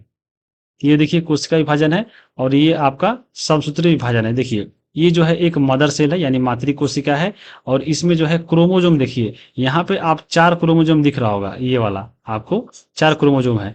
एक जो आपका ये मदर सेल था यानी आपको जो मातृ कोशिका है, इससे जो है 2 का निर्माण हुआ है। देखिए यहाँ पे जो कोशिका विभाजन हुआ है तो दो तरह का जो है आप 2 कोशिका बना है, एक ये वाला और एक आपका ये वाला। लेकिन यहाँ पे एक और चीज देखिएगा कि जो मातृ कोशिका में जो आपका देख रहे हैं कि 4 इसमें जो है गुणसूत्र है, तो यहाँ पे जो नया जो है इसका जन्म लिया है पुत्री कोशिका यानी संतति कोशिका, तो उसमें भी जो है 4 ही कोशिका है। यानी यहाँ पे आपको दिख रहा होगा कि समसूत्री विभाजन में जो है आपको अगर पूछेगा कि मातृ कोशिका से कितने पुत्री कोशिका का निर्माण हो रहा है, तो 2, यानी आपका एक ये वाला और एक आपका ये वाला। लेकिन यहाँ पे अगर पूछेगा कि मातृ कोशिका में जो गुणसूत्र था, पुत्री कोशिका में कितना गुणसूत्र है, तो जितना पहले था उतना ही था, यानी जितना मातृ कोशिका में था उतना ही आपको पुत्री कोशिका में भी रहेगा। तो ये आपको 2 चीजें याद रखना है। जैसे देखिए कोशिका विभाजन के बारे में यहाँ दिया है, कोशिका विभाजन की प्रक्रिया जिसमें अधिकतर कोशिकाएं वृद्धि हेतु विभाजित होती है उसे सूत्री विभाजन बोलते हैं यानी समसूत्री बोलते हैं। इस प्रक्रिया में प्रत्येक कोशिकाएं जो है जिन्हें मातृ कोशिका कहते हैं विभाजित होकर 2 समरूप संतति कोशिकाएं बनाती है। यानी यहाँ पे जो मातृ कोशिक जो विभाजन हुआ तो अपना ही तरह का 2 जो है कोशिका का निर्माण करता है, जिसे पुत्री कोशिका या संतति कोशिका बनाती है। संतति कोशिका में जो है गुणसूत्रों की संख्या मातृ कोशिका के समान होता है। यानी जो यहाँ पे नया पुत्री कोशिका बना है तो इसमें जितना आपका गुणसूत्र है उतना ही मातृ कोशिका में होता है, यानी दोनों में बराबर होता है। तो ये याद रखिएगा। और यह जीवों में वृद्धि और ऊतकों के मरम्मत में सहायक होता है। कोशिका विभाजन में कौन सा, तो समसूत्री विभाजन। अब चलिए अब अगला क्वेश्चन हम देखते हैं और आपको यहाँ पे बनाना है क्या इसका सही आंसर होगा? देखिए 10 नंबर क्वेश्चन है कि सूत्री विभाजन में संतति कोशिकाओं में गुणसूत्रों की संख्या मातृ कोशिका के उपस्थित गुणसूत्रों की संख्या के कितना होता है? तो ये बताए हैं सूत्री विभाजन यानी समसूत्री में मान लीजिए अगर कोशिका विभाजन हो गया तो वहां पे जो मातृ कोशिका में कितना गुणसूत्र था और पुत्री कोशिका में कितना होता है वही बताना है। तो बताए हैं दोनों आपको बराबर होता है। ऑप्शन नंबर यहाँ पे बी हो जाएगा। ठीक है, ये आपको ध्यान में रखिएगा। अब हम चलेंगे आगे। आगे देखिए यहाँ पे 11 नंबर क्वेश्चन है।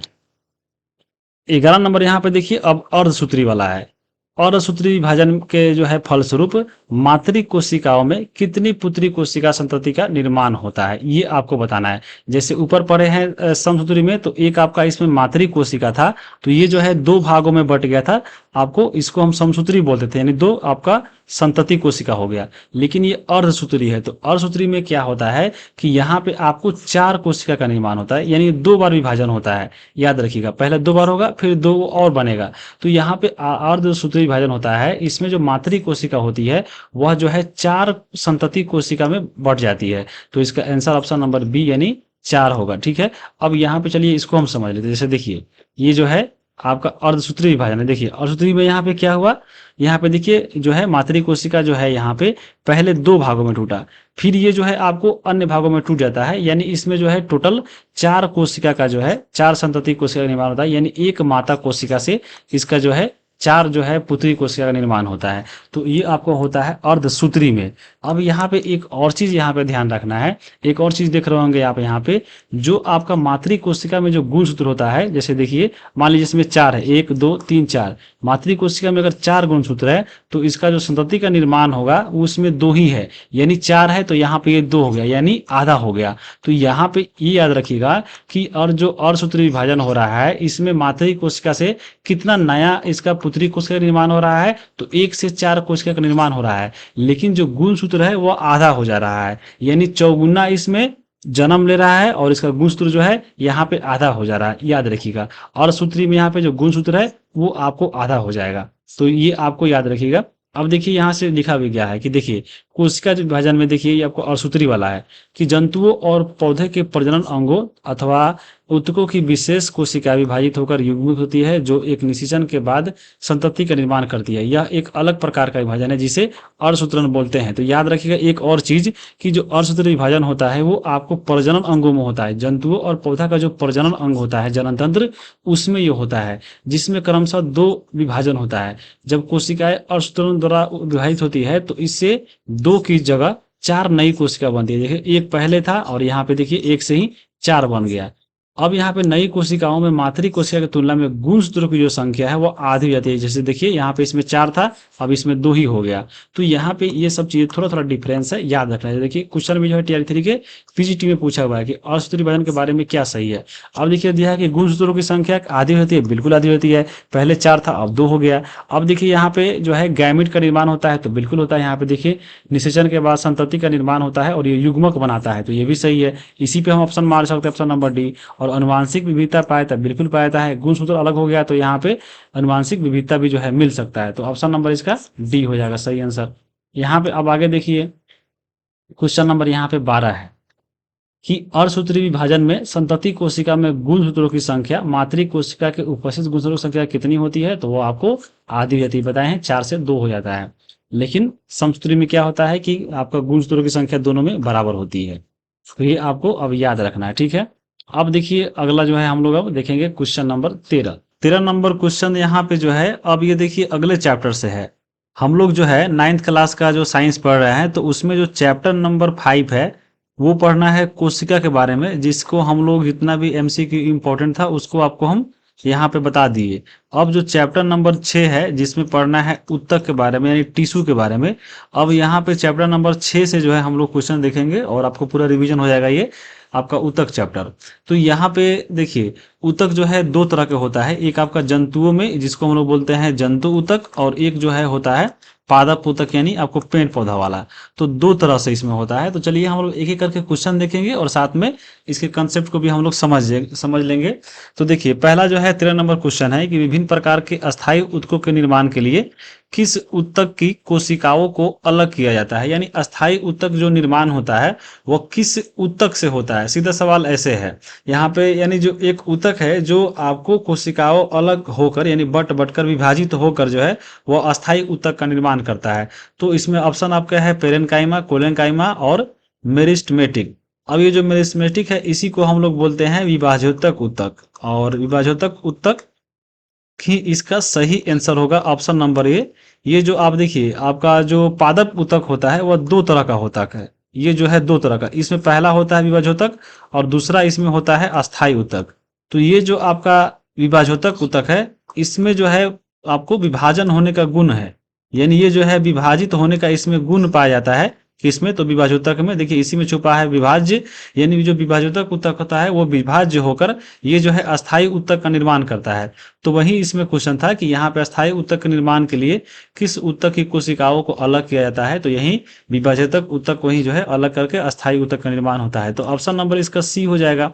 9th क्लास का देखिए चैप्टर नंबर 6 से सवाल है, पेज नंबर आपके 67 पे है। तो इसका सही आंसर ऑप्शन नंबर इसका सी हो जाएगा। अब आपको बताया है कि पादप ऊतक जो है आपका दो होता है, एक विभाजोतक और दूसरा इसमें अस्थायी ऊतक। आपको सब अब यहाँ पे जो है जब तक नहीं समझिएगा तो आप चैप्टर पढ़िएगा तो इतना कंफ्यूज हो जाइएगा कि आपको समझ में नहीं आएगा कि किस में बात घुस जा रहा है। तो देखिए एक विभाजोतक ऊतक और दूसरा इसमें अस्थायी ऊतक। विभाजक जो है ये आपका जो है विभाजोतक ऊतक, देखिए इसी में छुपा हुआ है विभाज्य, यानी इसमें जो है विभाजित होने का गुण है और ये विभाज्य होकर ही जो है अस्थायी ऊतक का निर्माण करता है। तो इसमें याद रखिएगा। अब ये जो विभाजोतक ऊतक है ये तीन तरह का होता है, एक जो है शीर्षस्थ, उसके बाद पार्श्व और तीसरा इसमें होता है अंतःवृष्ट। इंग्लिश में भी देख सकते हैं एपिकल, लैटरल और आपको इंटरकैलरी। ये जो है आपको विभाजोतक ऊतक के प्रकार है। अब हम इसको समझेंगे, आपको इसके ऊपर हम एक क्वेश्चन आपको इसमें कवर कराएंगे और उसी से पूरा समझ लेंगे आगे। ये जो आपका अस्थायी ऊतक होता है ये दो तरह का होता है, एक जो है आपका सरल अस्थायी और एक आपका होता है जटिल अस्थायी ऊतक। सरल में जो है आपको पढ़ना पड़ता है पेरेन्काइमा, कोलेनकाइमा और आपके स्क्लेरेन्काइमा। ये जो है आपको हम अच्छे से डिटेल में पढ़ा दिए हैं आपको जब हम लोग 9th क्लास का एनसीईआरटी पढ़ रहे थे। बाकी जो जटिल ऊतक होता है ये आपको दो तरह का होता है, एक जाइलम और फ्लोएम होता है। तो आप ये सब भी डिटेल में हम पढ़ चुके हैं। अब चलिए क्वेश्चन पे चलते हैं आगे, जैसे जैसे क्वेश्चन आएगा आपको हम बताएंगे। तो ये आपका पादप ऊतक के बारे में बात हो रही थी। अब जब हम लोग कब पढ़ लेंगे पादप ऊतक तो लास्ट में भी जो है हम लोग इसी में आपका जंतु ऊतक पे भी समझाएंगे और वहां से भी क्वेश्चन बनाएंगे।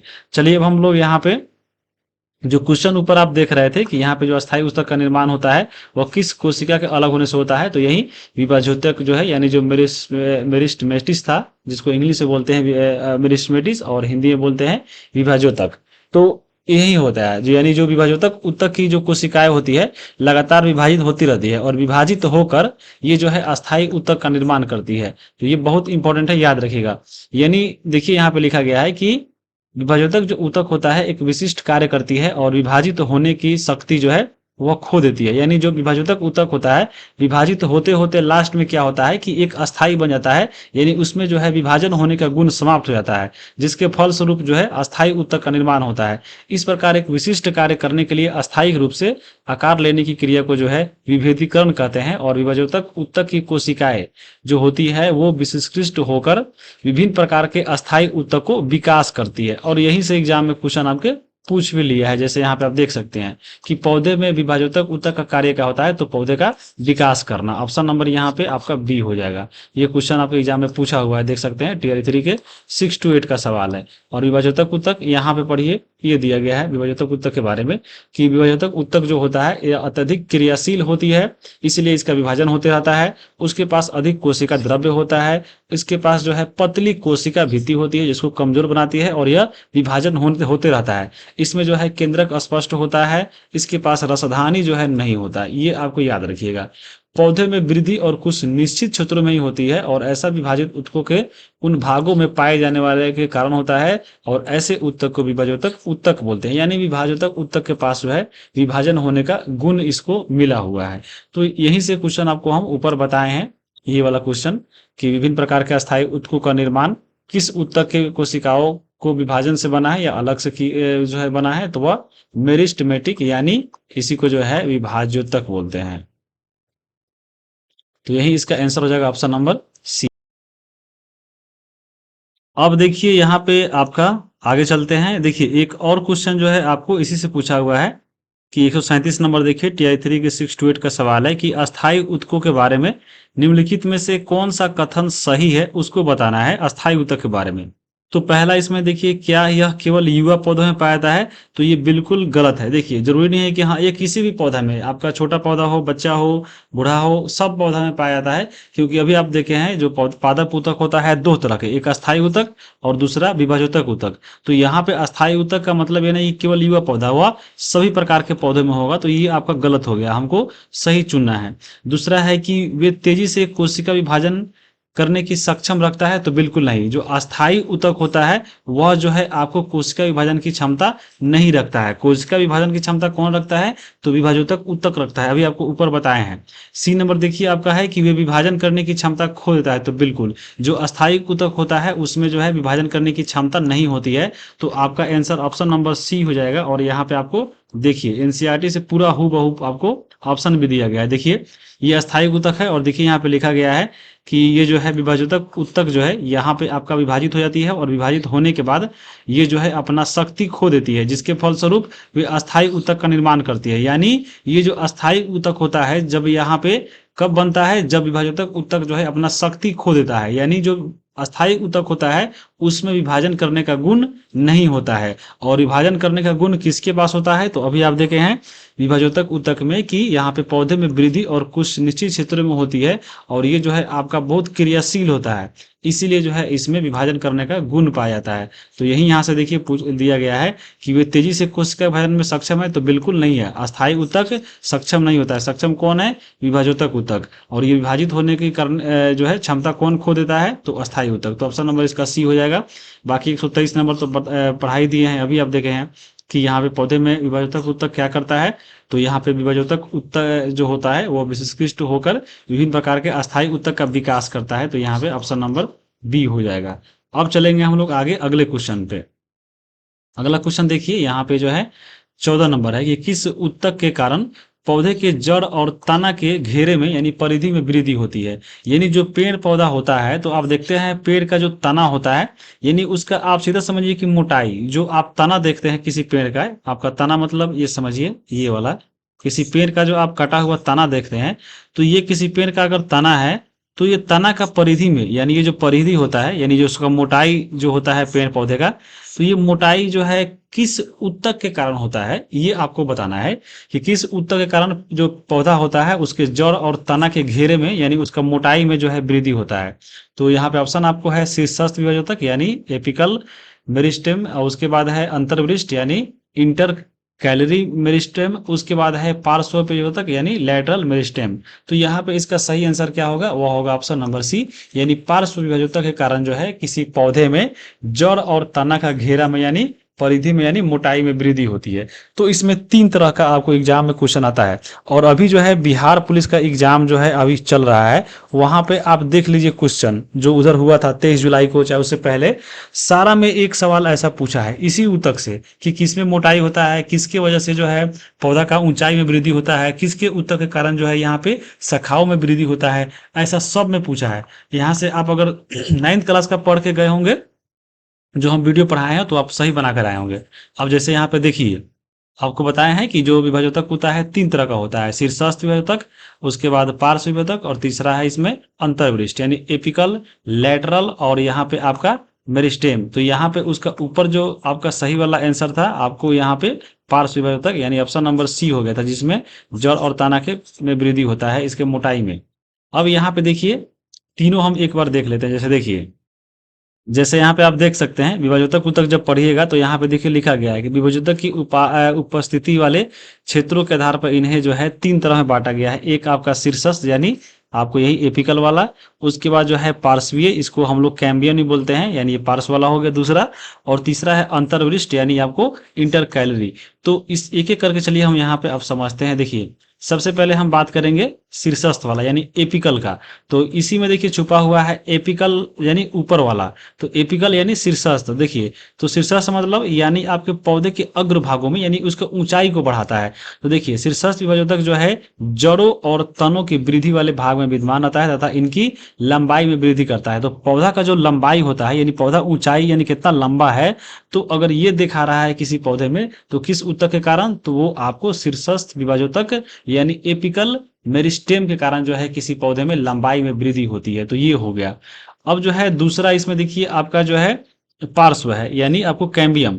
तो अगर तना का परिधि हो रहा है चाहे मूल यानी जड़ में वृद्धि हो रहा है यानी उसका मोटाई में वृद्धि हो रहा है तो उसको हम लोग बोलते हैं पार्श्व विभाजक। यानी यहाँ पे देखिए ये पार्श्व वाला है। अगर तना देखिए अगर मान लीजिए पहले तना इतना मोटा हो सकता है, इतना मोटा हो जाए, तो तना का मोटाई में यानी इसका परिधि में जो है अगर मोटाई हो रहा है तो उसको हम लोग बोलते हैं पार्श्व विभाजक। यानी इसके किनारे किनारे यानी जो उसमें पौधा का चारों तरफ गोलाई जो होता है अगर वो मोटा हो रहा है, चाहे उसका जड़ भी मोटा हो रहा है, तो वो किसके कारण होता है, तो पार्श्व विभाजक यानी लैटरल के कारण होता है। तो ये आपको याद रखना है।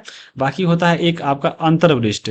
ये जो अंतर्वृष्ट होता है वो कुछ पौधे के पर्श्व संधि के पास पाया जाता है। पर्श्व मतलब क्या होता है, जहां से कोई तना या निकल रहा है जैसे तना, तो देखिएगा ये जो है इसको बोलते हैं पर्श्व संधि। यहाँ से मान लीजिए पेड़ है, यहाँ से तना निकल गया तो इसको हम बोलते हैं पर्श्व। यहाँ पे जो होता है उसको हम लोग बोलते हैं पर्श्व पर्श्व संधि। ठीक है, पर्व संधि बोलते हैं इसको। अब यहाँ से अगर पाया जाता है ये आपका अंतर्वृष्ट यानी जहां से शाखा निकलता है, तो यहाँ पे अगर शाखा की लंबाई में वृद्धि हो रहा है तो किसके कारण हो रहा है, वो आपको इंटरकैलरी यानी यहाँ पे अंतर्वृष्ट विभाजकता के कारण हो रहा है। तो याद रखिएगा तीनों बहुत इंपॉर्टेंट है।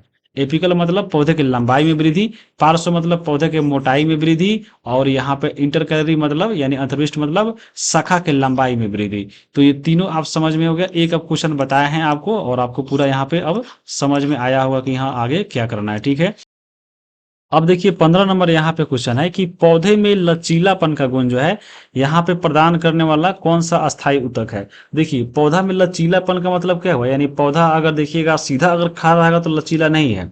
जैसे देखिएगा पौधा हवा चलता है देखिएगा कभी दाएं कभी बाएं होता है तो वो लचीला हो जाता है। तो जो फ्लेक्सिबिलिटी पाया जाता है किसी पौधे में वो किस अस्थायी ऊतक के कारण होता है, आपको बताना है इसका आंसर। जो देखिए सरल अस्थायी ऊतक जो होता है वो 3 प्रकार का होता है, आपको बताए हैं। आपका ऊतक जो होता है आपका जो पादप ऊतक 2 प्रकार का, एक अस्थायी ऊतक दूसरा विभाजक ऊतक। तो अस्थायी ऊतक भी 2 प्रकार का होता है, एक आपका सरल अस्थायी ऊतक और दूसरा जटिल अस्थायी ऊतक। तो सरल अस्थायी के बारे में हम पढ़ रहे हैं और इसका भी जो है 3 पार्ट होता है, पेरेन्काइमा, कोलेन्काइमा और स्क्लेरेन्काइमा। तो इसमें किस ऊतक के कारण बताना है कि पौधे में लचीलापन का गुण पाया जाता है। तो यहाँ पे आपके ऑप्शन है पढ़ लिए पेरेन्काइमा, कोलेन्काइमा, स्क्लेरेन्काइमा। तो ये जो पौधे में लचीलापन होता है वो आपको कोलेन्काइमा ऊतक के कारण होता है। ऑप्शन नंबर इसका बी हो जाएगा। अब आइए इसको यहाँ पे आप देखिए समझिए।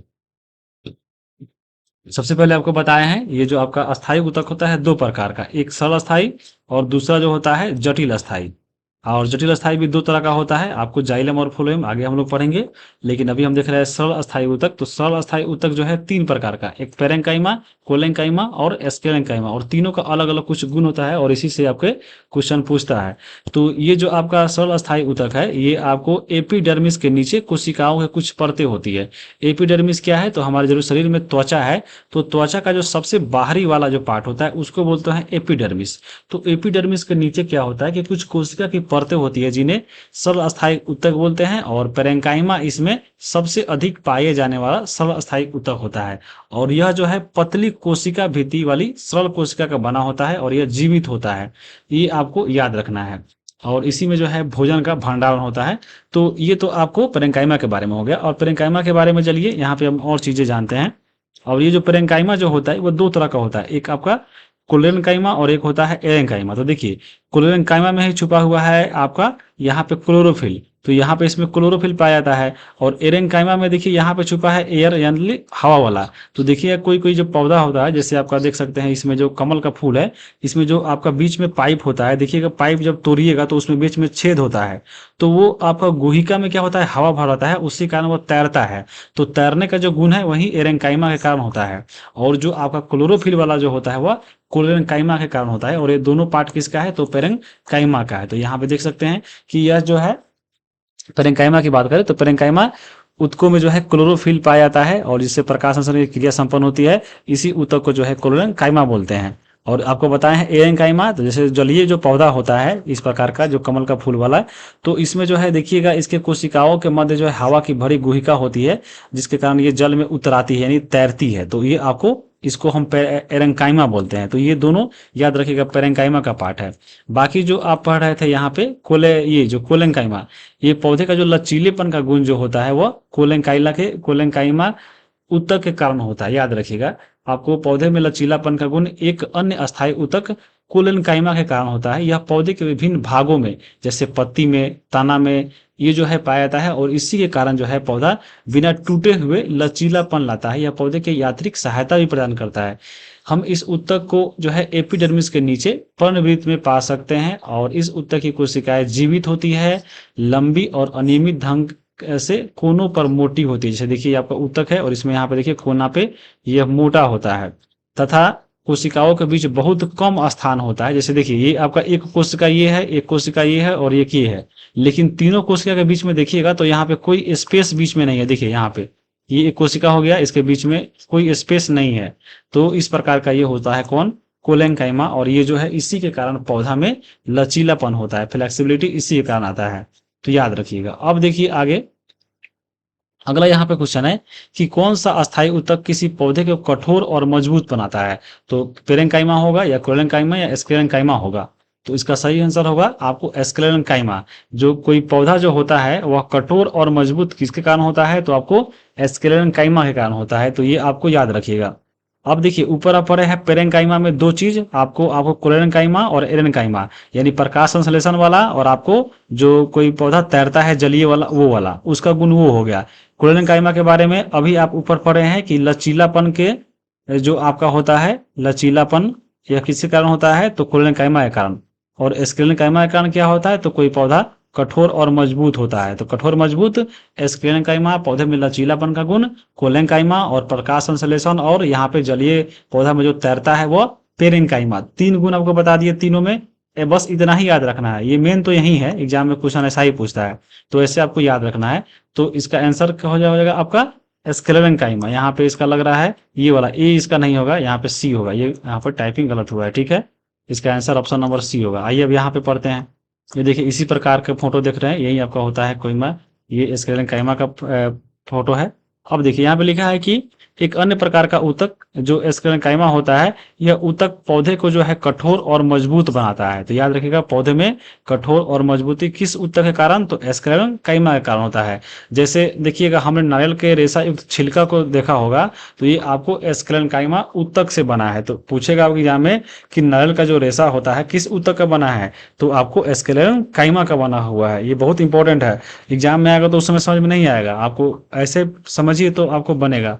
और इस ऊतक की कोशिकाएं जो है मृत होती है। अभी आप ऊपर देखे हैं इस जो है पेरेंकाइमा और कोलेनकाइमा वो जीवित था, लेकिन ये जो आपका स्क्लेरेंकाइमा है वो आप मृत है। तो ये भी आपको ध्यान में रखना है। देखिए यहाँ कोशिकाएं मृत होती है, ये लंबी और पतली होती है, क्योंकि इस ऊतक की भित्ति लिग्निन के कारण मोटी होती है। याद रखिएगा इस ऊतक की जो है मोटाई किसके कारण होता है, तो लिग्निन के कारण होता है। ये विभिन्न प्राय इतनी मोटी होती है कि कोशिकाओं के भीतर आंतरिक स्थान नहीं रहता। जैसे देखिए ये कोशिका है, ये कोशिका है, इसके बीच में देख रहा है थोड़ा गैप है, दो कोशिका के बीच में थोड़ा भी गैप नहीं है।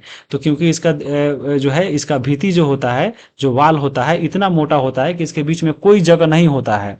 यह ऊतक जो है तने में संवहन मंडल के समीप, पत्तों के सिराओं में तथा बीजों के फलों के कठोर छिलके में उपस्थित होता है। तो याद रखिएगा यह कहाँ उपस्थित होता है, तो आपका संवहन मंडल में यानी जाइलम और फ्लोएम में उसके पास होता है, या पत्तों के सिराओं में यानी जो पत्ता का सिरा होता है सबसे अग्रभाग उसमें होता है, या बीजों और फलों के जो कठोर छिलके होते हैं, जैसे आप नारियल को छीलते हैं तो देखिएगा उसको छिलका में होता है। चाहे कोई कठोर भाग होता है पौधा का, जैसे बीज हो गया कठोर हो गया, तो ये वहां पे होता है जहां पे कठोर चीज है, जहां पे पौधा ज्यादा कठोर होता है, जो पौधा का मजबूती बना रहा है वो वहीं पे होता है। कौन सा, आपको स्क्लेरेंकाइमा। तो ये आपको यहाँ पे ध्यान रखना है, ठीक है। अब समझ में आपको आ गया होगा। अब जैसे देखिए आप तीनों को एक बार और देख लीजिए, आपको अच्छे से समझ में और आ जाएगा। यहाँ पे पढ़ लीजिए। देखिए पेरेंकाइमा, ये आपका कोलेंकाइमा, एस्केरेंकाइमा। देखिए आपका दोनों पहले जीवित है, आपका पेरेंकाइमा और कोलेंकाइमा जीवित था, और मृत कोशिका कौन है, तो आपको एस्केरेंकाइमा। तो ये भी पूछ सकता है कि इनमें से कौन सा कोशिका जो है आपका मृत है, कौन सा ऊतक। तो यहाँ पे आप देख सकते हैं कौन सा है, ऐसे बना देना है। अब देखिए यहाँ पे पेरेंकाइमा कोशिका भित्ति पतली होती है, ये जो कोलेंकाइमा है इसका आपका जो है मोटी होती है, और आपका स्केरेंकाइमा का भी मोटी होती है। पेरेंकाइमा का देखिए इसमें कोशिकाओं के बीच में रिक्त स्थान होता है, लेकिन यहाँ पे जो कोलेंकाइमा है और आपका ये जो है स्केरेंकाइमा, इसमें जो है दो कोशिकाओं के बीच में जगह नहीं होता है, तो अंतर कोशिकीय स्थान जो है अवकाश उपस्थित होता है, यानी इसमें नहीं होता है। यह ऊतक भोजन का भंडारण करता है और पौधे में सहायता प्रदान करता है। जो पेरेंकाइमा होता है भोजन का भंडारण करता है और यह सहायता प्रदान करता है। जो कोलेंकाइमा है वह यांत्रिक सहायता करता है। उसके बाद देखिए आपका स्केरेंकाइमा है, ये जो है पौधे में मजबूती प्रदान करता है क्योंकि कठोर बनाता है। कोलेंकाइमा के कारण लचीलापन होता है जो इसको यांत्रिक सहायता प्रदान करता है। पेरेंकाइमा यहाँ पे भोजन का भंडारण करता है, आपको ऊपर हम बताए हैं। तो ऐसा ऐसा एग्जाम में बहुत क्वेश्चन बन सकता है। हम कितना क्वेश्चन आपको बना के बताए, आपको एक क्वेश्चन बना रहे हैं और बाकी आपका जो इसके अंदर का क्वेश्चन है आपको बता रहे हैं। हम मेरा जो देखिए मकसद है 20 क्वेश्चन जो आपको दिए हैं, 20 नहीं है, एक से मिनिमम आपको 5 क्वेश्चन आपको बता रहे हैं। तो समझ लीजिए 100 क्वेश्चन जो है आपको हम कम से कम यहाँ पे बताए। बाकी प्रीवियस ईयर का जो है वो भी आपको जोड़ सकते हैं, वो भी अलग से है। तो बहुत ही फायदेमंद आपका सीरीज होने वाला है, आप इसको जरूर देखिए। अब देखिए यहाँ पे अगला जो है 17 नंबर, निम्नलिखित में से किस जटिल ऊतक को जो है संवहन ऊतक बोलते हैं। देखिए संवहन ऊतक जो है जाइलम और फ्लोएम दोनों मिलने से बनता है, तो ऑप्शन नंबर इसका डी इसर हो जाएगा, ए और बी दोनों। याद रखिएगा संवहन मंडल में दोनों आता है, जाइलम और फ्लोएम दोनों। अब आइए यहाँ पे आपको दिखाते हैं ये कहाँ पे है। देखिए जब पढ़िएगा अस्थायी ऊतक में जो जटिल अस्थायी ऊतक है तो उसमें आप देखिए यहाँ पे पढ़िएगा, और यहाँ से क्वेश्चन ने पूछ लिया है। देखिए टीयर 3 में टीजीटी में पूछा हुआ है कि मोनोकटाई ढलान में संवहनीय बंडल में नहीं होता है, तो बताएं संवहनीय मतलब दो होता है, जाइलम और फ्लोएम होता है। पूछा है कौन नहीं होता है, तो ये कैम्बियन नहीं होता है। देख रहे हैं ये कैम्बियन हो गया, ऑप्शन नंबर सी इसका होगा। टीयर 3 के टीजीटी का सवाल है। अब देखिए यहाँ पे कि अब तक हम एक ही प्रकार के कोशिकाओं से बने विभिन्न प्रकार के ऊतकों का विचार कर रहे हैं जो कि एक ही तरह के दिखाई देते हैं। ऐसे ऊतकों को साधारण जो है अस्थायी ऊतक बोलते हैं। यानी जो आपका जो साधारण अस्थायी ऊतक होता है इसमें एक ही प्रकार के कोशिका होता है, लेकिन जटिल में क्या होता है कि अनेक प्रकार का होता है। देखिए अन्य प्रकार के अस्थायी ऊतकों को जटिल ऊतक कहते हैं। जटिल ऊतक एक से अधिक प्रकार की कोशिकाओं से मिलकर बना है और ये सभी साथ मिलकर एक इकाई की तरह कार्य करते हैं। इसी में जाइलम और फ्लोएम जो है इसी प्रकार एक जटिल ऊतक उदाहरण है। इन दोनों को संवहन ऊतक भी कहते हैं, यानी संवहन मंडल। तो यहाँ पे याद रखिएगा संवहन मंडल में दोनों आता है, और देखिए लिखा भी गया है कि ये मिलकर संवहन बंडल का निर्माण करते हैं। तो संवहन बंडल में कौन आता है, याद रखिएगा जाइलम और फ्लोएम दोनों आता है। तो यहाँ पे और इसमें जो पौधा होता है वह जटिल पौधा होता है, इसीलिए जटिल अस्थायी ऊतक हो गया है। तो ऑप्शन नंबर इसका आपको डी हो जाएगा। ठीक है, यहाँ पे याद रखिएगा। अब देखिए ऊपर देख लिए, अब हम लोग जो है थोड़ा पढ़ लेते हैं जंतु ऊतक के बारे में, यानी एनिमल टिश्यू के बारे में। तो देखिए ये जो है 4 प्रकार का होता है। एक एपिथेलियम, इसको बोलते हैं उपकला यानी एपिथेलियम या उपकला। उसके बाद कनेक्टिव टिश्यू यानी संयोजी ऊतक। उसके बाद है मस्कुलर टिश्यू यानी पेशी ऊतक। एक होता है नर्वस यानी तंत्रिका आपका टिश्यू, तंत्रिका ऊतक। तो ये भी जो है कई प्रकार के बांटा गया है। जैसे एपिथेलियम पढ़िएगा तो 4 प्रकार का, ये सब डिटेल में हम आपको पढ़ा दिए हैं 9th क्लास का पढ़िएगा। तो संयोजी ऊतक 3 प्रकार का होता है, आप देख सकते हैं वास्तविक संयोजी ऊतक, कंकाल ऊतक, तरल ऊतक। ये सब आपको पढ़ना पड़ता है, जिसमें अस्थि उपास्थि जो पढ़ते हैं आप लोग, चाहे लिगामेंट, टेंडल, ये सब पढ़ते हैं, सब संयोजी ऊतक में ही आता है। एरियोलोरा आता है, वसा ऊतक आता है। पेशी ऊतक पढ़िएगा तो आपको इसमें हृदय पेशी, रेखीय पेशी, ऐच्छिक पेशी या रेखिक पेशी, ये सब पढ़ना है। तंत्रिका तंत्र में तंत्रिका कोशिका के बारे में पढ़ना पड़ता है। तो ये जंतु ऊतक है, इसको डिटेल में हम तो पढ़ ही लिए, लेकिन चलिए कुछ क्वेश्चन देख लेते हैं। पहला देखिए 18 नंबर है कि शारीरिक अंग तंत्र जैसे त्वचा हो गया, मुंह हो गया, आहार नली का निर्माण जो है किस ऊतक का बना होता है, बताइए। आपका जो शरीर में त्वचा है, मुंह है, आहार नाली है, यह जो है किस ऊतक से बना है।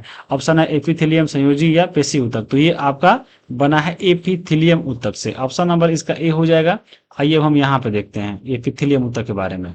देखिए जंतु के शरीर को ढकने या बाह्य रक्षा प्रदान करने वाले ऊतक एपिथेलियम ऊतक होते हैं। यानी हमारे शरीर को जो ढक रहा है, कौन ढकता है, त्वचा ढकता है, बाहरी रक्षा से प्रदान भी करता है। तो ये आपका एपिथेलियम ऊतक हो गया। एपिथेलियम शरीर के अंदर स्थित बहुत से अंगों और गुहिकाओं को ढकते हैं। अब बहुत अंदर भी हमारे शरीर में बहुत सारा जगह है जो उसको ढकता है।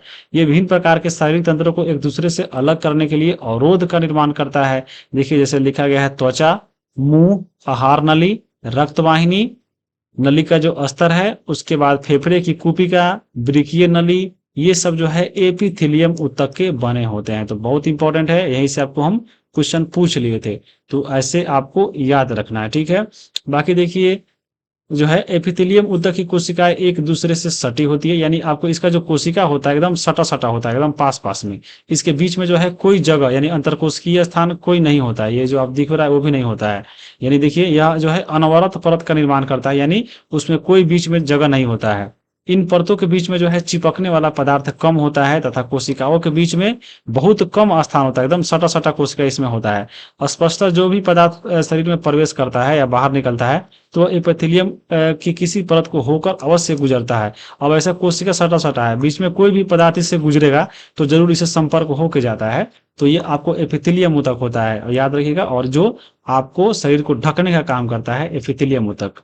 तो आप देख लिए ऊपर। अब देखिए 19 नंबर कि त्वचा के नीचे और आंतरिक अंगों के बीच में कौन सा ऊतक पाया जाता है। यानी जो हमारे शरीर में त्वचा देख रहे हैं और जो हमारे आंतरिक अंग यानी शरीर के अंदर जो अंग है तो उसके बीच में कौन सा यहाँ पे ऊतक पाया जाता है, तो वो आपको वसा पाया जाता है। ऑप्शन नंबर सी हो जाएगा। जो वसीय उक्त होता है जो आप पढ़ते हैं संयोजी ऊतक, उसमें पढ़ना है, तो ऑप्शन नंबर इसका सी हो जाएगा। देखिए वसामय ऊतक पढ़िएगा तो वसा का संग्रह करने वाला वसामक ऊतक जो होता है वह त्वचा के नीचे और आंतरिक भाव के बीच में पाया जाता है। इस ऊतक की कोशिकाएं वसा की गोलिकाओं से भरी होती है। वसा संग्रहित होने के कारण यह उष्मीय कुचालक का कार्य भी करता है, यानी हमारे शरीर को जो है गर्मी से ये जो है बचाता है। तो ये आपका वसामय हो गया, ठीक है। अब आगे देखिए अगला है 20 नंबर। 20 नंबर के निम्नलिखित में से किस ऊतक में मैट्रिक्स होते हैं और कोशिकाएं मैट्रिक्स में धसी होती है, बताना है। तो ये आपका इसका आंसर होगा सही ऑप्शन नंबर क्या होगा आपका। ऑप्शन है संयोजी ऊतक, पेशी ऊतक, दीर्घा ऊतक। तो इसका संयोजी ऊतक जो है आंसर होगा। जो संयोजी ऊतक होता है इसके ऊतक में मैट्रिक्स होता है और जो कोशिकाओं को इसके जो कोशिका होती है वो मैट्रिक्स में धसा रहता है। तो सबसे पहले मैट्रिक्स क्या होता है, जैसे मान लीजिए आपका एक कोशिका ऐसे हो गया, यहाँ पे इस प्रकार से मान लीजिए आपका जो कोशिका हो गया ऐसे, तो कोशिका के बीच में क्या होता है, कोशिका के बीच में मान लीजिए कोशिका ऐसे ऐसे हो गया, तो कोशिका के बीच में जो आप जगह देखते हैं, मान लीजिए कोशिका 2 है और इसके बीच में जो आप ये वाला जगह दिख रहा है, ये खाली स्थान हो गया, ये भी खाली स्थान हो गया, ये भी खाली स्थान हो गया, ये भी खाली स्थान हो गया। तो अगर कोशिका के बीच में अंतरकोशिकीय स्थान है, यानी वह मान लीजिए अगर 2 पत्थर सटा दीजिए, बीच में जो गड्ढा बनता है तो उसी को हम बोलते हैं मैट्रिक्स। यानी जो कोशिकाओं के बीच में जो अंतरकोशिकीय स्थान होता है तो वही मैट्रिक्स होता है। अब इस जो मैट्रिक्स में क्या जो है रहता है, तो इस मैट्रिक्स में जो कोशिका के अंदर पदार्थ होता है, चाहे वो प्रोटीन हो चाहे उसमें जो भी पदार्थ हो, तो उसी अंतरकोशिकीय स्थान में धसा रहता है, तो उसी को हम बोलते हैं मैट्रिक्स। तो यहाँ पे याद रखिएगा, तो इसी मैट्रिक्स में जो है कोशिका किसमें पाया जाता है, तो आपको संयोजी ऊतक में पाया जाता है। तो यहाँ पे आप जैसे पढ़ भी सकते हैं, चलिए इसको हम पढ़ के बता देते हैं कि रक्त एक जो है प्रकार का संयोजी ऊतक है। इसे संयोजी ऊतक क्यों कहते हैं, क्योंकि ये दोनों को सब भागों को अपने जो है शरीर अंगों को जोड़ता है। इस अध्याय की भूमिका में इस संबंध में संकेत दिया गया है कि अब देखिए यहाँ पे लिखा गया है कि संयोजी ऊतक की कोशिकाएं जो है आपस में कम जुड़ी होती है और अंतरकोशिकीय अधात्री यानी जो मैट्रिक्स में धसी होती है, यानी अंतरकोशिकीय स्थान इसमें ज्यादा होता है और इसमें मैट्रिक्स जो है इसी अंतरकोशिकीय स्थान में धस जाता है, तो उसको हम लोग बोलते हैं मैट्रिक्स यानी अघात्री। और यह अघात्री देखिए जेली की तरह तरल हो सकता है, सघन हो सकता है, कठोर हो सकता है। ये जो आपको अंतरकोशिकीय स्थान में धसा रहता है और अघात्री की प्रकृति विशिष्ट संयोजी ऊतक के कारण अनुसार बदलता रहता है। तो ये संयोजी ऊतक में था कि इसी में मैट्रिक्स होता है और अंतरकोशिकीय स्थान में यह धसा रहता है। तो आपका ऊपर हो गया आंसर, बता दिए ऑप्शन नंबर ए था। बाकी देखिए टियर 3 की टीईटी का सवाल है कि निम्नलिखित में से कौन सा संयोजी ऊतक नहीं है। तो देखिए रक्त और आपका उपास्थि ये दोनों क्या है, संयोजी ऊतक है, लेकिन पूछ रहा है कौन नहीं है, तो आपका त्वचा नहीं है। त्वचा कौन सा ऊतक है, तो आपको एपिथेलियम ऊतक है, ऊपर हम बताए हैं। तो ऑप्शन नंबर इसका सी सही आंसर होगा, ठीक है। अब ये आप देख लिए। अब देखिए ये जो आप देख रहे हैं क्वेश्चन, ये आपका जो है फिजिक्स का क्वेश्चन है। तो अगले हम लोग जब पार्ट 3 में मिलेंगे तो फिजिक्स के क्वेश्चन को कवर करेंगे प्रीवियस ईयर के साथ और नए क्वेश्चनों के साथ मिलते हैं। तब तक के लिए अलविदा, आप सबको दिन शुभ हो। आपके लिए बहुत बहुत धन्यवाद वीडियो देखने के लिए। मिलते हैं अगले वीडियो में।